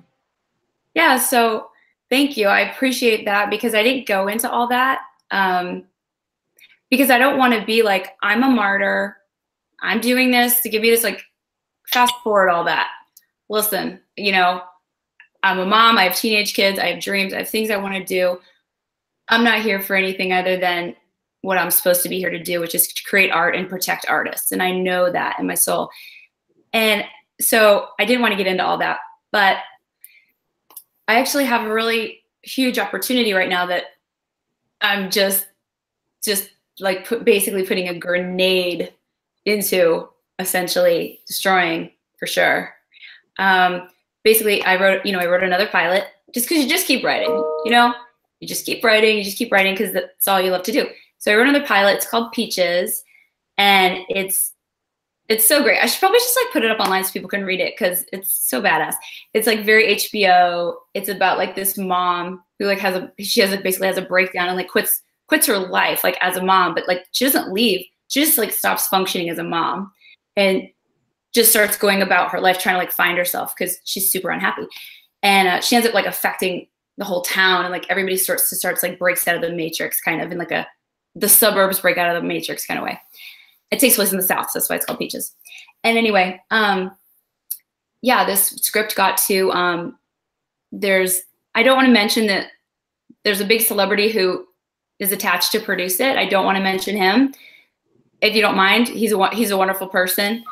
I didn't. Okay. Okay. So it's a A-list Grammy award-winning, huge, mega recording artist wants to produce my show. So he made a new production company, made a new production deal. And my show is the first scripted project that he's bringing in to his deal, his mega I don't even know what dollar deal with Fox Studios. And so that is like over this right now time period, basically all the top people, his agents are at CAA, which a lot of people will know what CAA is. And they want to rep me right now. The head of CAA, my script is on his desk to, you know, if he hasn't already burned it and put it in the trash can. And this script is under review right now at Fox Studios. And I just was like, F it, because I felt it. And I just have gotten to the point in my life where I'm like, when I feel something so strongly, I just sort of jump. I just sort of try to get the courage to just jump. Because anytime I don't, I feel that missed opportunity and I feel that mood change in the stratosphere, you know, and it's like, I feel like I was supposed, you know, so I didn't want to feel that. And I just knew that if I could have enough courage to tell this story, it would be important because it could bring context. You know, one of my big motivations was I saw people online, like, just after everything Isaac Cappy was saying, people just really struggling to be like, how can this be that, you know, these people that we admire and these big celebrities could be just so, you know, dark. And I think it starts with, you know, how it started with me. And then it just kind of just keeps going. It keeps going, wanting to have that influence over people. Certain people own certain people. It's just like the mob, basically. And so, yeah, I did want people to know that I have, you know, I guess I would say given up a lot for you guys in an effort to help you understand and to also for myself to say, you know what, screw you, Hollywood. Like you can't have my show. I'm going to make it without you. Like I'm going to maybe I can crowdfund it. I don't know. I'm going to make it outside Hollywood with real artists. Tiffany, do you have Hollywood friends? Yeah, not anymore, probably. Well, I mean, if you can give like just a, you know, like an overview of like who you know, and you don't have to name names, but just the types of people that. Yeah. I know a lot of writers, obviously, a lot of producers, a lot of big, powerful producers. So the guy who produces all the Rocks movies, he was a good person. I'll you know, tell you, Bo Flynn. He wanted to make one of my shows, so we had a lot of meetings. You know, I live in Atlanta and I raise my kids, so I don't associate. I don't hang out. Like I'll go take meetings and I'll leave. And so I do know a lot of people. I do know a lot of nice writers, you know, who toil away, and I don't know what they've done or been asked to do. I know, you know, we don't really get into that stuff, but you know, my friends are here. I actually have like one friend. I'm a very like an island, you know, and I just write. But you've been to quote unquote Hollywood parties? Well, yeah. I mean, in my 20s, you know, I would go to like bars and stuff like that. Here's a funny thing. When you're getting started in Hollywood as like an assistant, which is kind of how everybody starts, you're like expected to go to parties. You're like, it's like part of the job. And if you don't, especially if you're like a lot of like young, cute girls or assistants, it's like a thing. And oh, really? Yeah. And you're like expected to go to parties and you're expected to go to drinks. You always have to have drinks lined up and you always have to be going to drinks with people. It's just kind of like absolutely a job requirement. It's super weird. And, you know, so I would go to, you know, bars and drinks and parties. Like, I guess a few parties. I went to a party once that, what's his name? Russell Crowe was at. And it was right before Gladiator. And he was like, I've got this movie coming out and I'm going to be so big. I'm going to be so big, you know, and he was just so little. Everybody's so little. He was like, I could put you in my pocket. Like, really? Everybody's so little. Like, I don't know what it is. Like, Ryan Reynolds is like this big. He's like, literally like a Polly Pocket. I was at a movie premiere once with Steven Spielberg and Arnold Schwarzenegger. It was Rob Reiner's, oh, God, this was like 2000. He came out with that movie with Michelle Pfeiffer and, I forget what it was. Literally, my husband, like, he wasn't my husband at the time. We were dating already though. And he reached over like he was going to tickle the top of Tom or Steven Spielberg's head because he was so little. And I think that's a funny thing for people to understand is like, we think these people are larger than life. And for some weird reason, they're all just super tiny. I don't know what it is. you meet them and you're like, their waist is this big. They're like 100 pounds. I'm like, what's up with this? Everybody's freaking tiny. It's kind of like The Illusion, you know? Yeah, yeah. I was going to ask that so you had a chance to observe that culture over a pretty large period of time. Yeah. And because you haven't had a chance to tell our listeners, but obviously, and we didn't have a long time to talk, but you're, you know what's going on. You haven't lived in a vacuum. You're one of the most well-informed people that I've talked to, and you know about the power structure and the corruption and how that all melds together to basically destroy our nation. But when your long view of that, how was that, coming into that as probably somebody who was idealistic, has a career, and then watching I know you mentioned a little bit about that, how you just kind of soured on what they're doing to the art of your craft, and but just talk about the culture, a little bit. It's like hypersexualized.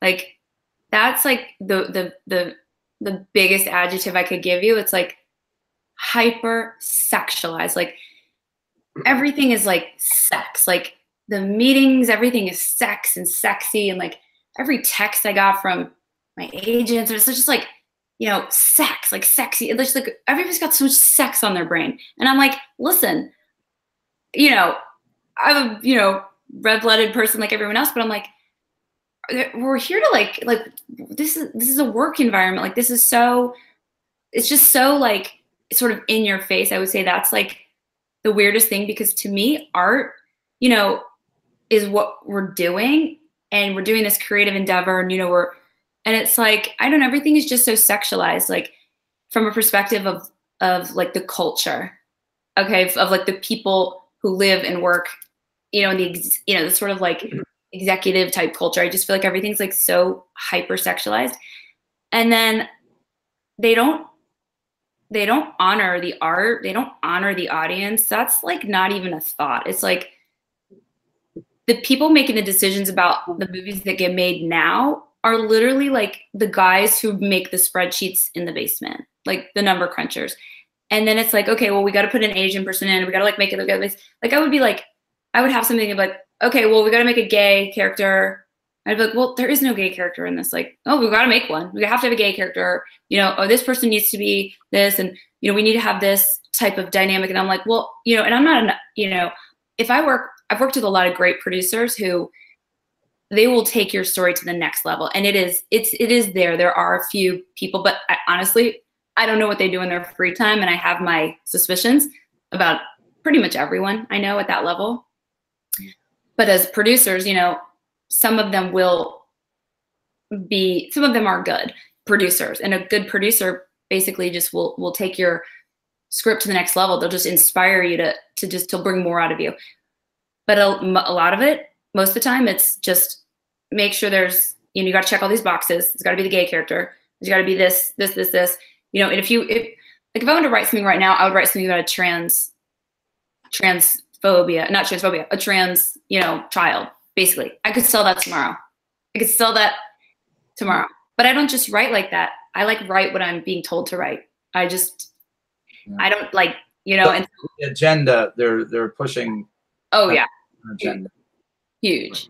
But on the flip side of that, from an outsider point of view, there's just so much bad art that's made, if you would even call it art. Yeah. Is that, just like a game to them because the right people are in place, and they just, for whatever reason, they just want to like make these things because they're just terrible. I mean, when something is that bad, you wouldn't just stop it and be like, you know what, this sucks. Let's just stop it. But they keep pushing it for some reason. And to me, like I said, from a complete, you know, someone who doesn't know anything, it just seems, you know, it just doesn't seem plausible. One thing So I think is why? important to remember is I feel like they almost don't care about money. So it's like what you saw Right. with Roseanne. Yeah. It should have told us all everything we needed to know. You know, it's not about. And I'm sort of segueing into like pedogate stuff. Are you familiar with the Heather O'Rourke story? I am. I've been digging into that story my whole life, basically. Right. So, but part of it was they said in the 80s that they were making television shows. So no matter how bad they were, but as long as there were a lot of young girls on the show, so that the pedophiles in Hollywood would have, you know, girls around them all the time, and that was one of the things. And they didn't care if the show sucked. They didn't care if it made any money. It was solely for that purpose, to feed the pedophiles. And it's just one aspect of it. And then, you know, there's people that have done a lot of research on it online, and Heather O'Rourke was part of one of those shows. I forget the name of it. I mean, I absolutely, my intuition tells me, just from everything I've heard, read, seen, physically experienced, something really messed up happening to that girl. I mean, you know, and this is just so emblematic of Heath Ledger. You know what I mean? These people are, and it makes you, you know, our hearts should go out to people like Demi Lovato and people like, you know, these people I think are mind control slaves, especially these Disney people. I have no doubt about the fact that they're MK Ultra mind control slaves. They go off the rails, then they come back with this blonde hair, this bleach blonde hair. Kanye, you know, just recently, what's her name? Ariana Grande just randomly is going to marry Pete Davidson. Just 9/11 survived. His dad died in 9/11. That's his big claim to fame. And then he got to be on SNL. I don't really know, like, is he funny? I don't really think so. It's super weird. And so suddenly he's dating Ariana Grande, which I don't get, right? Obviously. And then he kind of goes off the rails, like deletes all his, you know, whatever, then disappears for like a week, then comes back with those eyes and the bleach blonde hair, like white blonde hair. Every time, every one of them. Did they go in for like reprogramming? And the guy Black, I guess, who just, I thought it was really ironic that they were getting rid of him. Disney was getting rid of him. Wait, which one is this? James Black, isn't it? The Guardians of the Galaxy guy? Oh, James Gunn. Oh, Gunn. Excuse me. And then there's Ian Michael Black. Yeah, I'm sorry. Yeah, there's so many. I've got 2 brain cells and one's on life support. But so yeah, I thought it was pretty ironic that Disney was getting rid of him. You know, the parent, you know, mind control organization. Disney has so much to lose. Like Disney's like the big fish, you know, and the merger's going to go through. I was with a lawyer this weekend, whose name I don't want to say, but he's like the head lawyer working on the merger between basically Fox and Disney, which once that's done, like if you think 6 people own the media now, you think there's a narrative and an agenda that's ubiquitous through news, culture, social media, stars, TV, movies. It's going to get even worse. It's going to get just like tunnel vision mind control like you've never seen. Now here's a question, Tiffany, because, you know, you're on the inside and we're all, you know, people looking in. No, I'm not on the inside anymore. Well, you know, but you know what I mean. Yeah. You're as inside as it gets on this show right now. So it's just okay. Title. And there are people available. They'll make your, you know, call up Gabe Hoffman. I mean, they finance their own documentary. Gabe, call me. Call me, Gabe. We'll make the introductions. You know, there's a network forming. You know, talented people. You know that you know make great movies, tell great stories, and that's the new Hollywood. But what my question is, because you know we see it's Hollywood as a thing, and all the people that work in there, and you're just a shock, you know, Yeah. as how well aware you are of what really goes on in the big picture, because we don't see the people that work in there like would know about MK Ultra, or would know, you know, about, you know, half the things that we were talking about with the corruption and where this comes from, and pedophile blackmail and the Franklin scandal, and you know, how many people in that industry have the level of understanding that you have? Like, would you think? Oh, I think that, so there's different types of individuals that are present in the industry. It's like, you know how in the CIA they keep everything super compartmentalized, or in intelligence or something. To my like, to the way I perceive it, it's like that. Everybody's a little bit deadheaded. Like, you know, they're just so fixated on their own little life and their own career. And I don't think that people like me stay in Hollywood.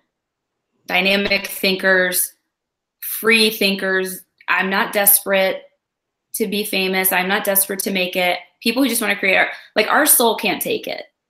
So Right. I think that they're very compartmentalizable people.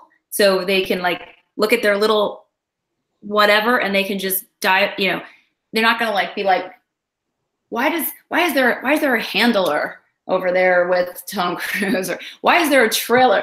I do have a story. I don't want to besmirch Tom Cruise because I think he does actually go after people.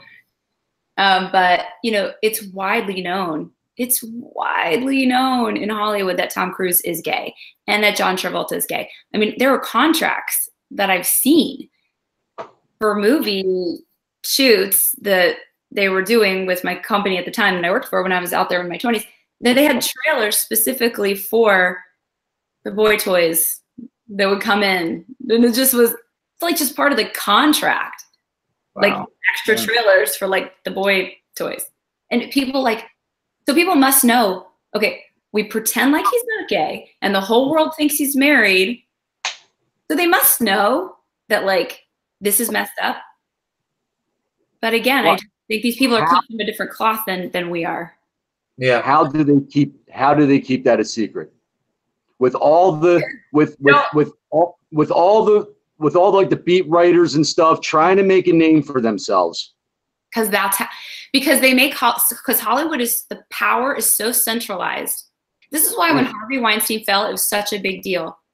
The power is so centralized, it is so hard to break in, that nobody does anything that would ever risk that next job, that next opportunity. Everybody's like this little puppy, you know.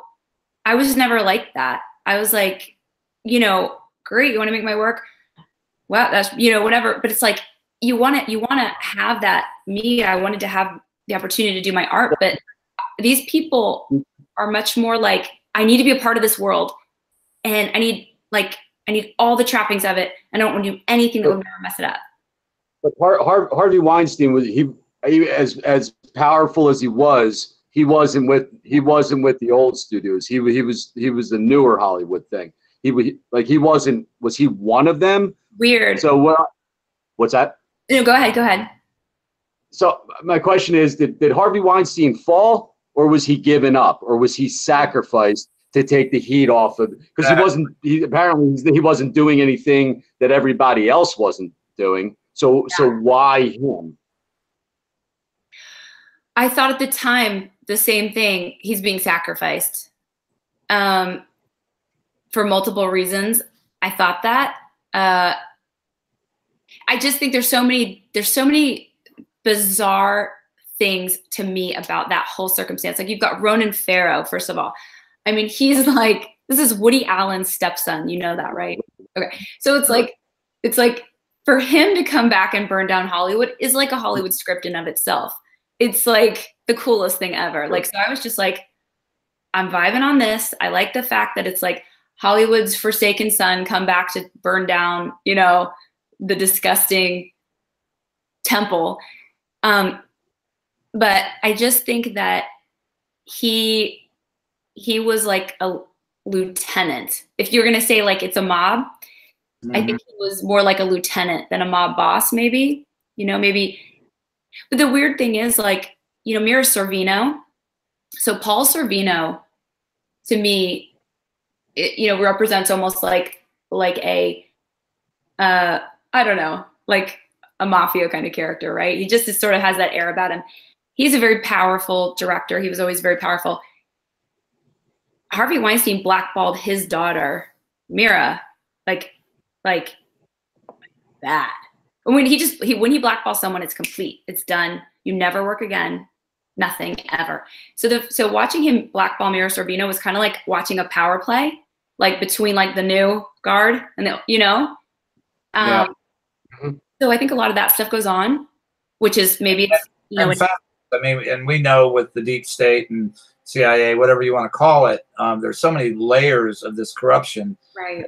That they're fact. Trish, she's in our chat room right now. Patricia Negron, she's a great investigative journalist and has broken that down and you know, to the nth degree. But there, you know, obviously, there's so many layers of this that are going on that yeah, you can. They're sacrificing this guy because you have another power group that's trying to, you know, basically get power. You always have people that want in. And you always have people that want in. I mean, they don't, you know, there's a long line of people and they make you very aware, you know, and that's the problem with centralized power. And you have to go to LA to make your dreams. And I'm like, this country's a big place. Lots of people know how to shoot movies. There are a lot of writers like me. Why? Why is this power so centralized? It's for this very reason, so that they can control everything and everyone. Yeah. And the message, the Hollywood media included. Say that again. The Hollywood media included. Oh God! You know, like a Variety magazine, whatever the Hollywood. You know, it's all so political, is the main thing. It's like, you know, they're not going to write the wrong thing about, you know, Kathleen Kennedy. They're not going to write the wrong thing about the people who run the place. They're not going to. But they're going to probably besmirch or smear someone who maybe someone powerful wants them to. You're like, it's not media. It's not journalism. I mean, you know, they're writing about deals and what happened and this and that. It's a trade. You know, it's a trade magazine. These are trade magazines, so they're just kind of telling you the industry news, but it's still very, very political. You know. Yeah.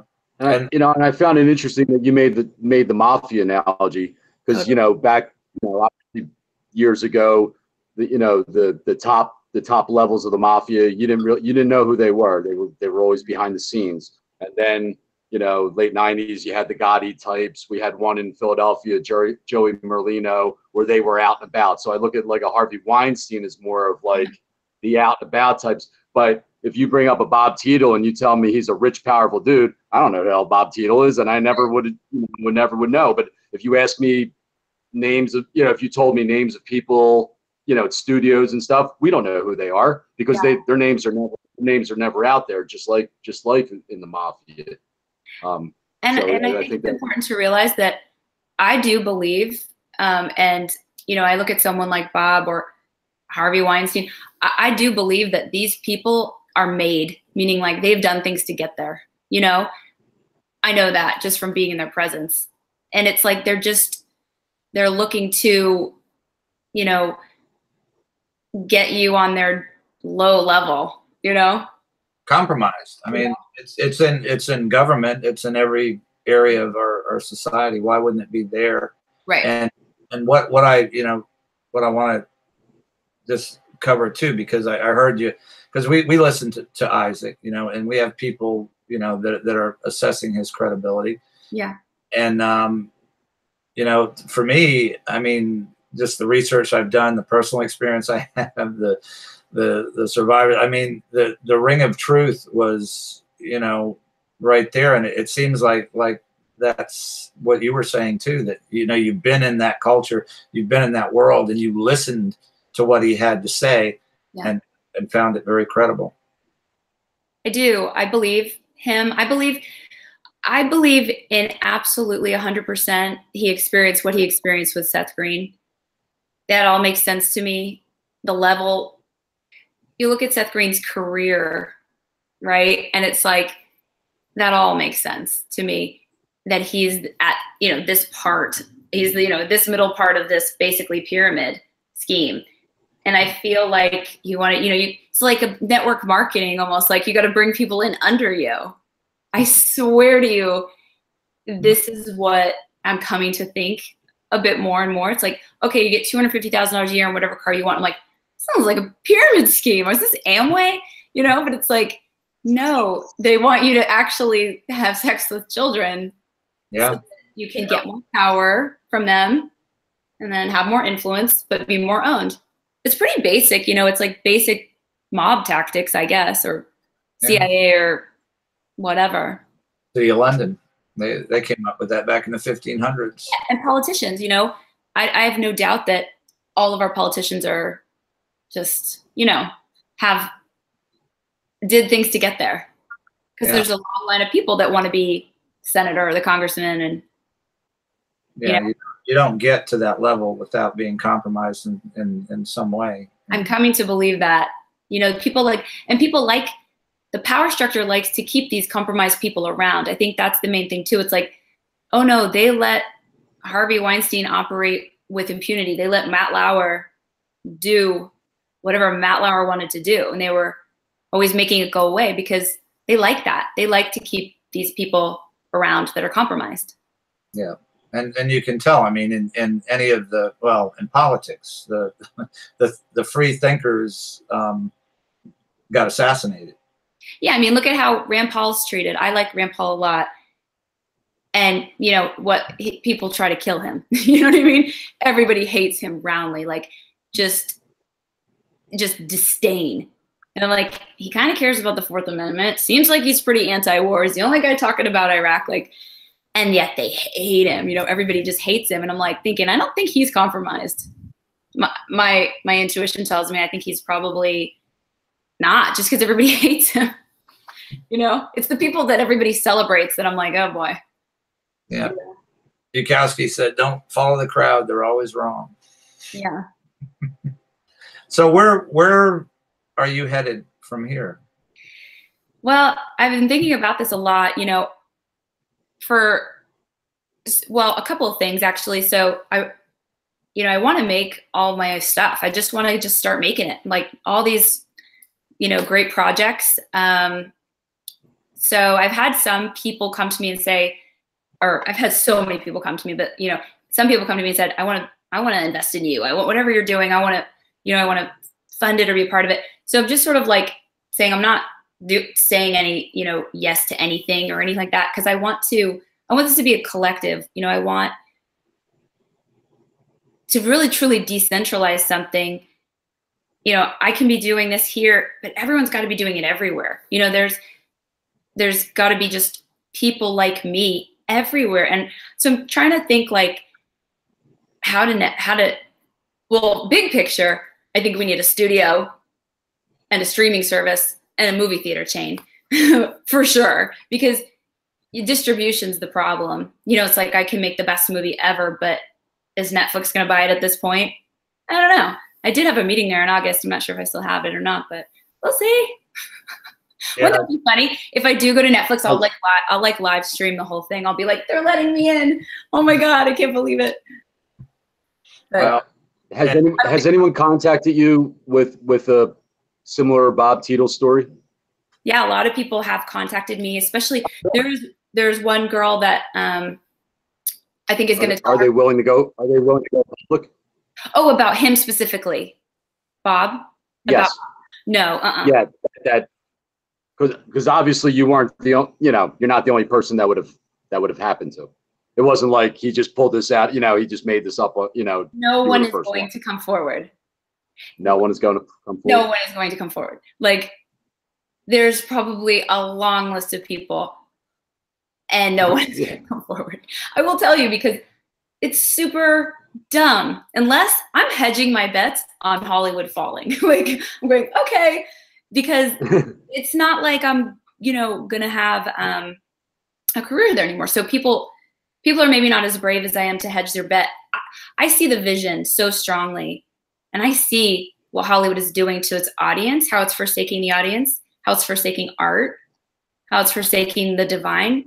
And I know we're going to win.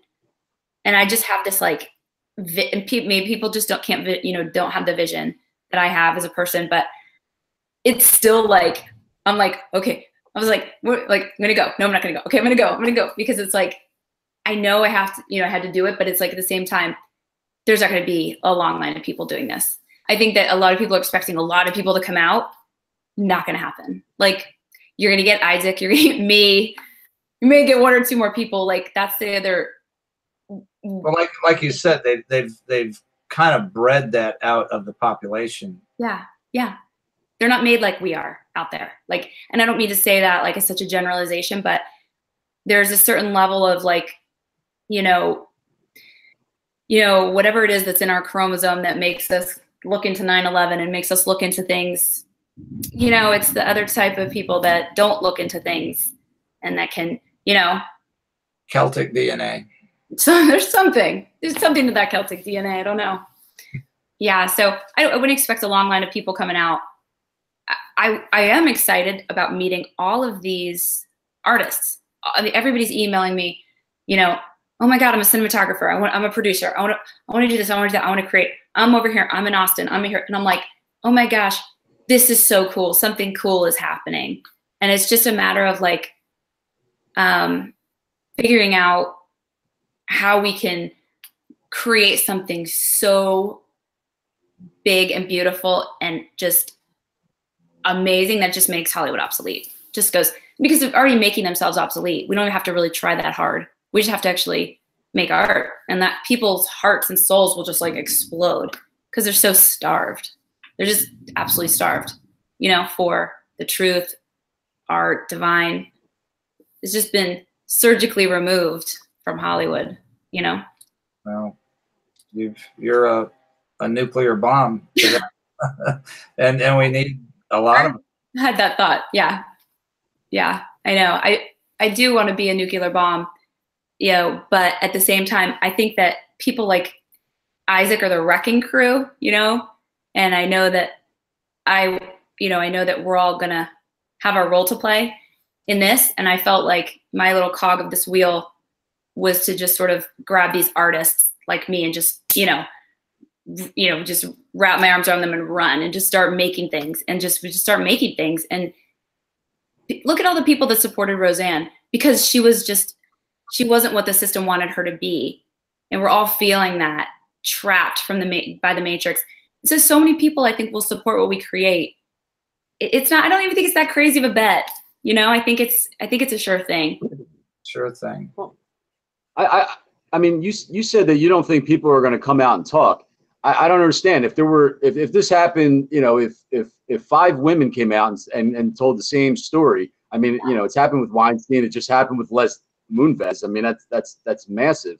So I don't understand why, Bob Tito, a guy I never even heard of, yeah, nobody's going to come out and say that, he did the same thing to them and get it out there. I mean, other people have gone down. I mean, yeah. Bob Tito's not untouchable, is he? I guess you have to put it in perspective, like how big this guy is, because I don't even know. He is a, there's like probably like, oh yeah, he's a producer. He's, probably on like the highest type of level, medium to highest type of level that you get to. And also he's just very politically connected. I will keep saying that because that's the piece of it that people don't realize, that alliance between how strong that alliance is between Hollywood and politics and DC. So he has just all just the power. It's just a power nexus, so it's not even just like, oh, he's made every movie I've ever heard of. It's like, he's best friends with Rahm Emanuel. It's like this whole power nexus. People don't speak out about people like that. Because did you see Rahm shedding his crocodile tear? And that's my hometown. I was born in Chicago, and I love Chicago. My God, the tearful speech when he has engineered that whole genocide. It's just, I know. It just makes you like, it's so, I think that maybe everyone's consciousness is starting to really rise, that maybe we fell for that stuff before, but now it's like we're really just looking at it. We're looking at what we're looking at.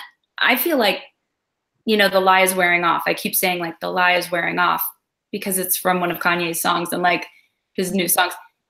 And I was listening to it and I was listening to it for the first time.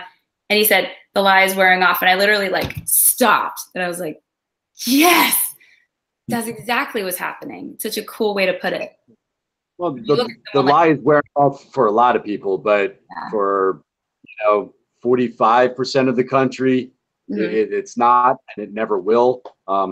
We're basically, you know, I feel like, you know, I've been involved in this for, you know, almost 2 years, and basically there's a line being drawn in the sand, and eventually something's going to, you know, something has to give. You know, we're not going to go on, you know, 50% over here and 50% over there, you know, with completely opposite views. It's something, you know, I guess it depends on who you talk to. If you go on a show like this, you know, where everybody, you know, where you're going to be supported, you could go on another show where they're going to tell you you're a nut job. Totally. You know, yeah, totally. And much bigger shows than this, you know, shows that are on television, as a matter of fact. I think, you know, and the key thing. I am talking to Hannity's people, probably about going on Hannity. So that was my next question. Have you contacted mainstream, and if anybody wants to talk, if anybody wants to interview? No, I mean, I haven't reached out to anybody like that. He's somebody that I'm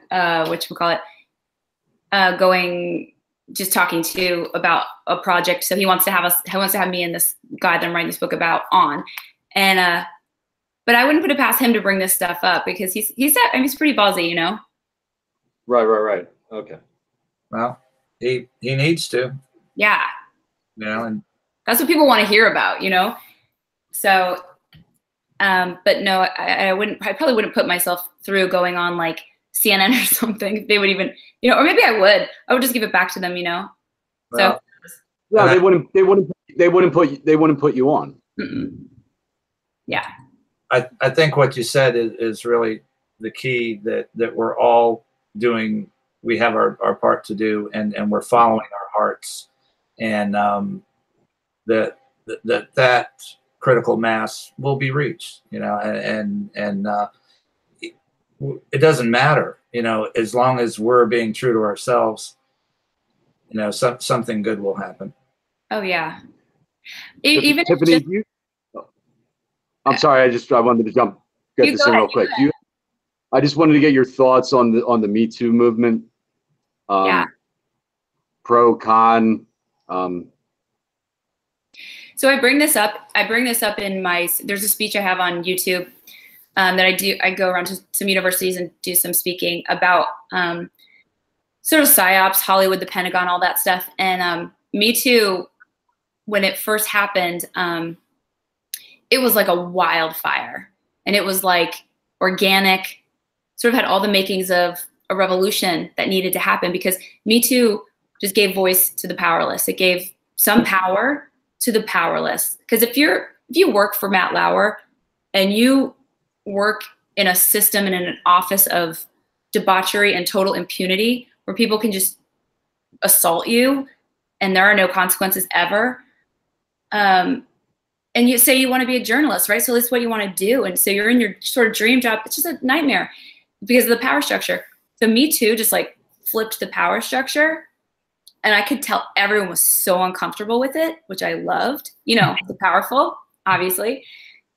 And they were just like writhing and just squirming, just waiting for the next shoe to drop. Oh, who's going to be next? These little peons can just ruin my life. And I'm, you know, Matt Lauer, and this little stupid secretary can take me out. I mean, that's literally how they feel. It's not even like narcissism. It's like pathological narcissism. I don't even know what it is. Yes. And then what happened was, it's like thundering in my house. Sorry.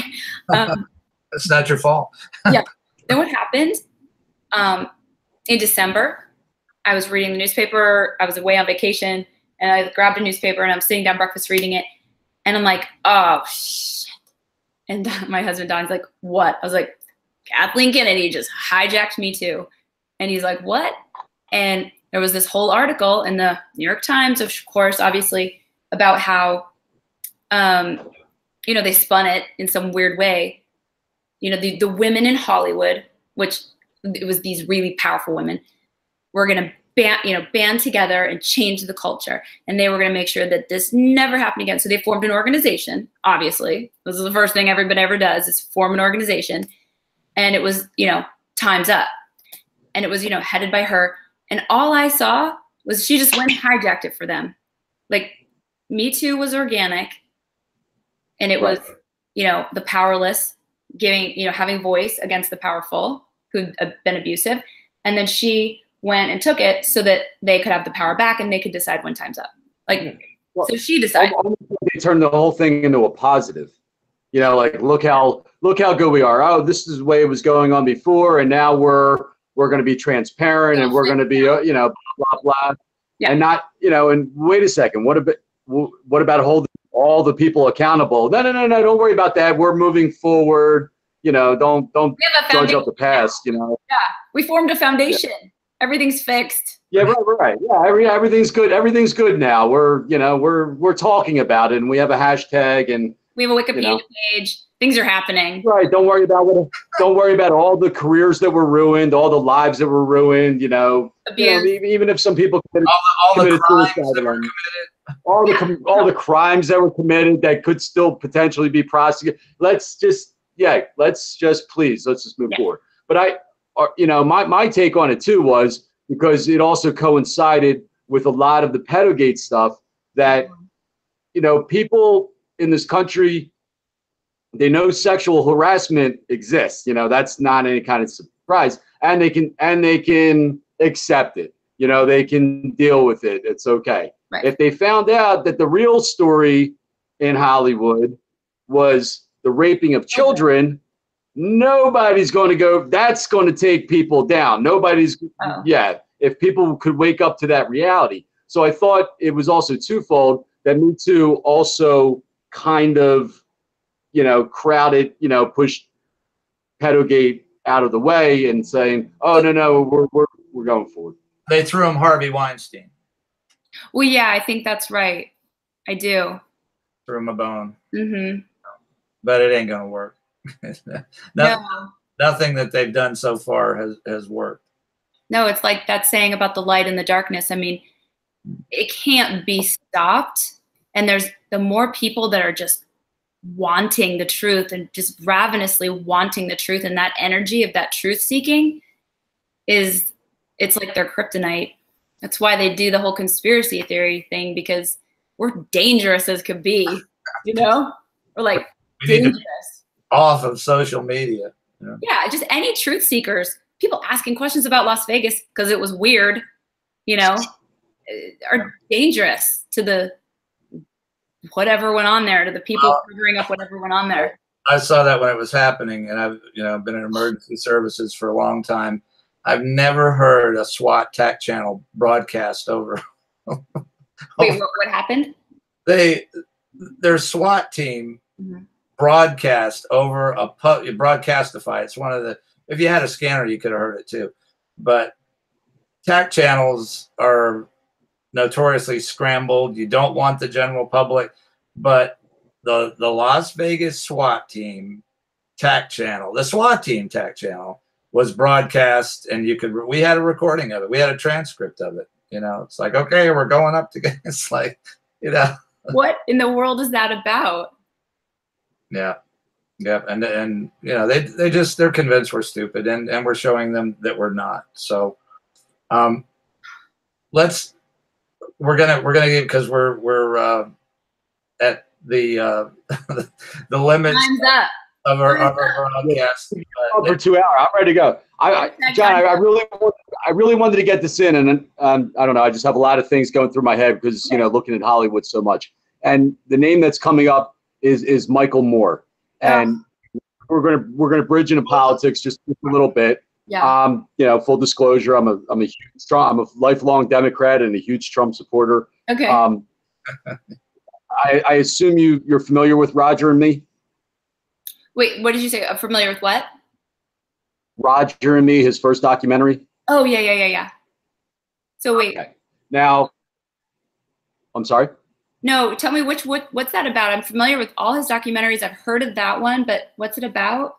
It's his first documentary, and it's about, because he grew up obviously in Flint, Michigan, and it was how General Motors was closing down all the factories, and Roger was Roger Smith, and he was the CEO of General Motors at the time, and he was trying to meet Roger Smith, and he was for the working man, and he was fighting for the American worker and keeping the factories open in Flint and Detroit, and how it was, you know, how General Motors moving their factories was just destroying the economy. Right. Okay. That was Michael Moore. That put him on the map. That was his big thing. It was a great documentary. And the whole thing was like, throughout the documentary, he's trying to find Roger Smith.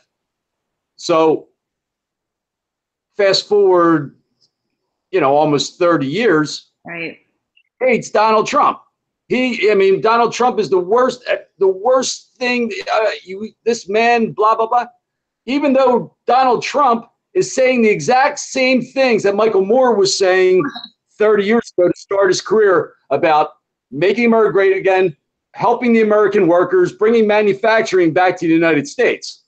So I am like, and people have not made this connection quite enough, that Michael Moore must be compromised in some way, shape, or form, because at the very least, he could get, even if he doesn't like Donald Trump as a person, the things he's saying economically are completely aligned with what Michael Moore was about, and particularly in his first documentary, and keeping manufacturing in the United States. So what the hell do they have on Michael Moore? I would say probably a lot. He seems like a weird dude. Like he's probably into some weird stuff. Like I got my theories what they got on Michael Moore. Yeah. He gives me obviously such a creepy vibe, but to speak to the politics of it, it was like that used to be the Democratic Party 30 years ago, and you know, the people and the working class people, that went out of fashion. Now it's like, so the politics of the party have changed to the point where now they just basically are a mouthpiece of the elite, and they sort of make no bones about it, you know. And I see a lot of I don't really affiliate. I have a real like sort of like, you know, I try to stay open. Like I just try to stay open and just sort of like receive everything. And, you know, I think it's really interesting times. I think what Trump's doing is so interesting and great. I want to see what happens with Syria. I want to see what happens with Julian Assange. I'm waiting to see what happens with Iran. Like, I don't give my allegiance, you know. You work for me, you know, you work for us, and I want to see how are you taking care of our country, you know.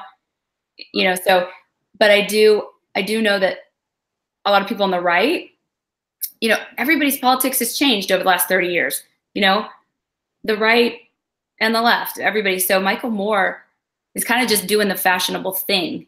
Hollywood now is communist, basically, you know, so that it's fashionable to be basically a communist. So I know. Whatever he takes to keep getting paid. Right. But Michael Moore goes more than the extra mile. Rob Reiner, who you already brought up, goes more than the extra mile. Rob Reiner is on MSNBC once a month. He has a past of abuse. Like there's a lot of things about him that he seems like he was abused and he's an abuser. To me, this is just, I'm speculating, but there are a lot of videos online about. There's a roast, actually. Did you ever see that roast? Yes. Yeah. Oh yeah, with Al Franken. I think it's Al Franken. Yeah, that creep. I mean, you know, it's an open secret, right? It is an open secret. So they joke about it, and they're not joking. Like, it's so weird. Well, I dislike Rob Reiner. He does not resonate with me. I will say that. He is very low frequency. Yeah, I think I guess that was you. I was looking at your Twitter line, and you tweeted at somebody. Who was it that their frequency was very low? And I said, "Fuck." Wait, I can't remember, but yeah, I remember doing it. Jack, the Twitter guy. I think the guy who runs Twitter. Low free. It's all about the frequency. They're just such mind. I mean, it's like not just mind control, but like we're going to try to ban healthy conversation. I'm like, just shut up. Stop banning people. Get off Twitter. You just go. Like, just let it be. Let it be, you know?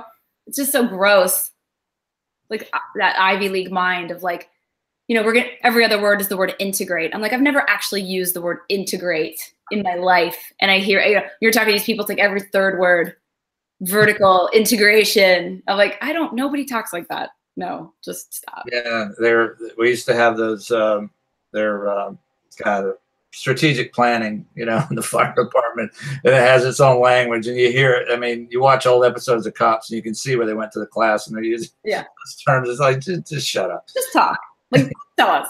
What are we doing? With regular words. So, the highest compliment that I could give somebody in the fire service is like when you're on a fire and you hear that unit coming to your call.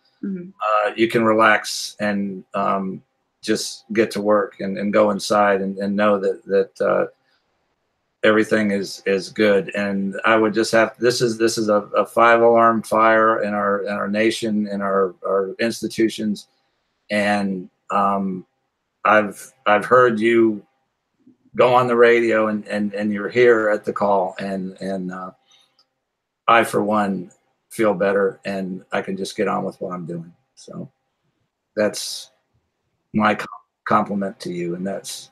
Thank you. Yeah. Thank you. I really appreciate that. You know, if we're all just doing what, you know, we're here to do, it's going to all work. You know, you guys are doing this, you know, amazing work to reveal the truth. I don't have to worry about that. I don't have to monitor the news and what's going on. I can create art and try to band together artists. And that's the whole idea, that we all are doing what we love to do. It's great, you know? Kelly's the strong, silent type. She takes everything in. She's an investigator. Kelly, she's still with us. Do you have any questions or comments for Tiffany before we go? I hope she's still with us. Put your mic on first. It's on. I'm just taking it all in, like you said. Thank you so much for being on the show. We appreciate you. Thank you. Thanks for having me. Don't mess with the FBI. That's the FBI. That's the real. But the difference, you know, and everyone has to understand the difference of what Tiffany's doing compared to what other people are doing is she's making a real sacrifice. She's potentially sacrificing her career. I don't want to say anything else that you're sacrificing or putting in jeopardy, but you know, when you make that type of sacrifice, that takes it to a different level. And I've been saying for a very long time that people have to start making certain sacrifices in order to further, you know, our cause. And you know, I thank you for that. And I'll just leave it right there. Courage, and don't be a stranger. I won't be a stranger for sure. We're going to talk. And do you have any parting comments, suggestions? No, I mean, you know, just keep doing what you're doing. And this, you know, all this, you know, people who are afraid to talk about the child sex trafficking are afraid to talk about it because they're being told not to talk about it. So I really admire you guys and people who keep talking about it and keep it in the consciousness and aren't doing what they're told, which is basically my favorite quality in anybody. So, you know, that's just like right on. And I, you know, want to just thank you guys for what you're doing. All right. Hang out for a second. I just want to say goodnight to everybody in the chat room. Thank you. We can't do this without them. There's some phenomenal people, and you know, together we're gonna get this done. You know. And, yeah, I think we are. It's a new day. Everything's changed, and it's a new day. All right. So I'm just gonna say goodnight. You guys hang out for a second. And I'm just gonna stop the broadcast, and then we'll say goodbye. Good night, everybody.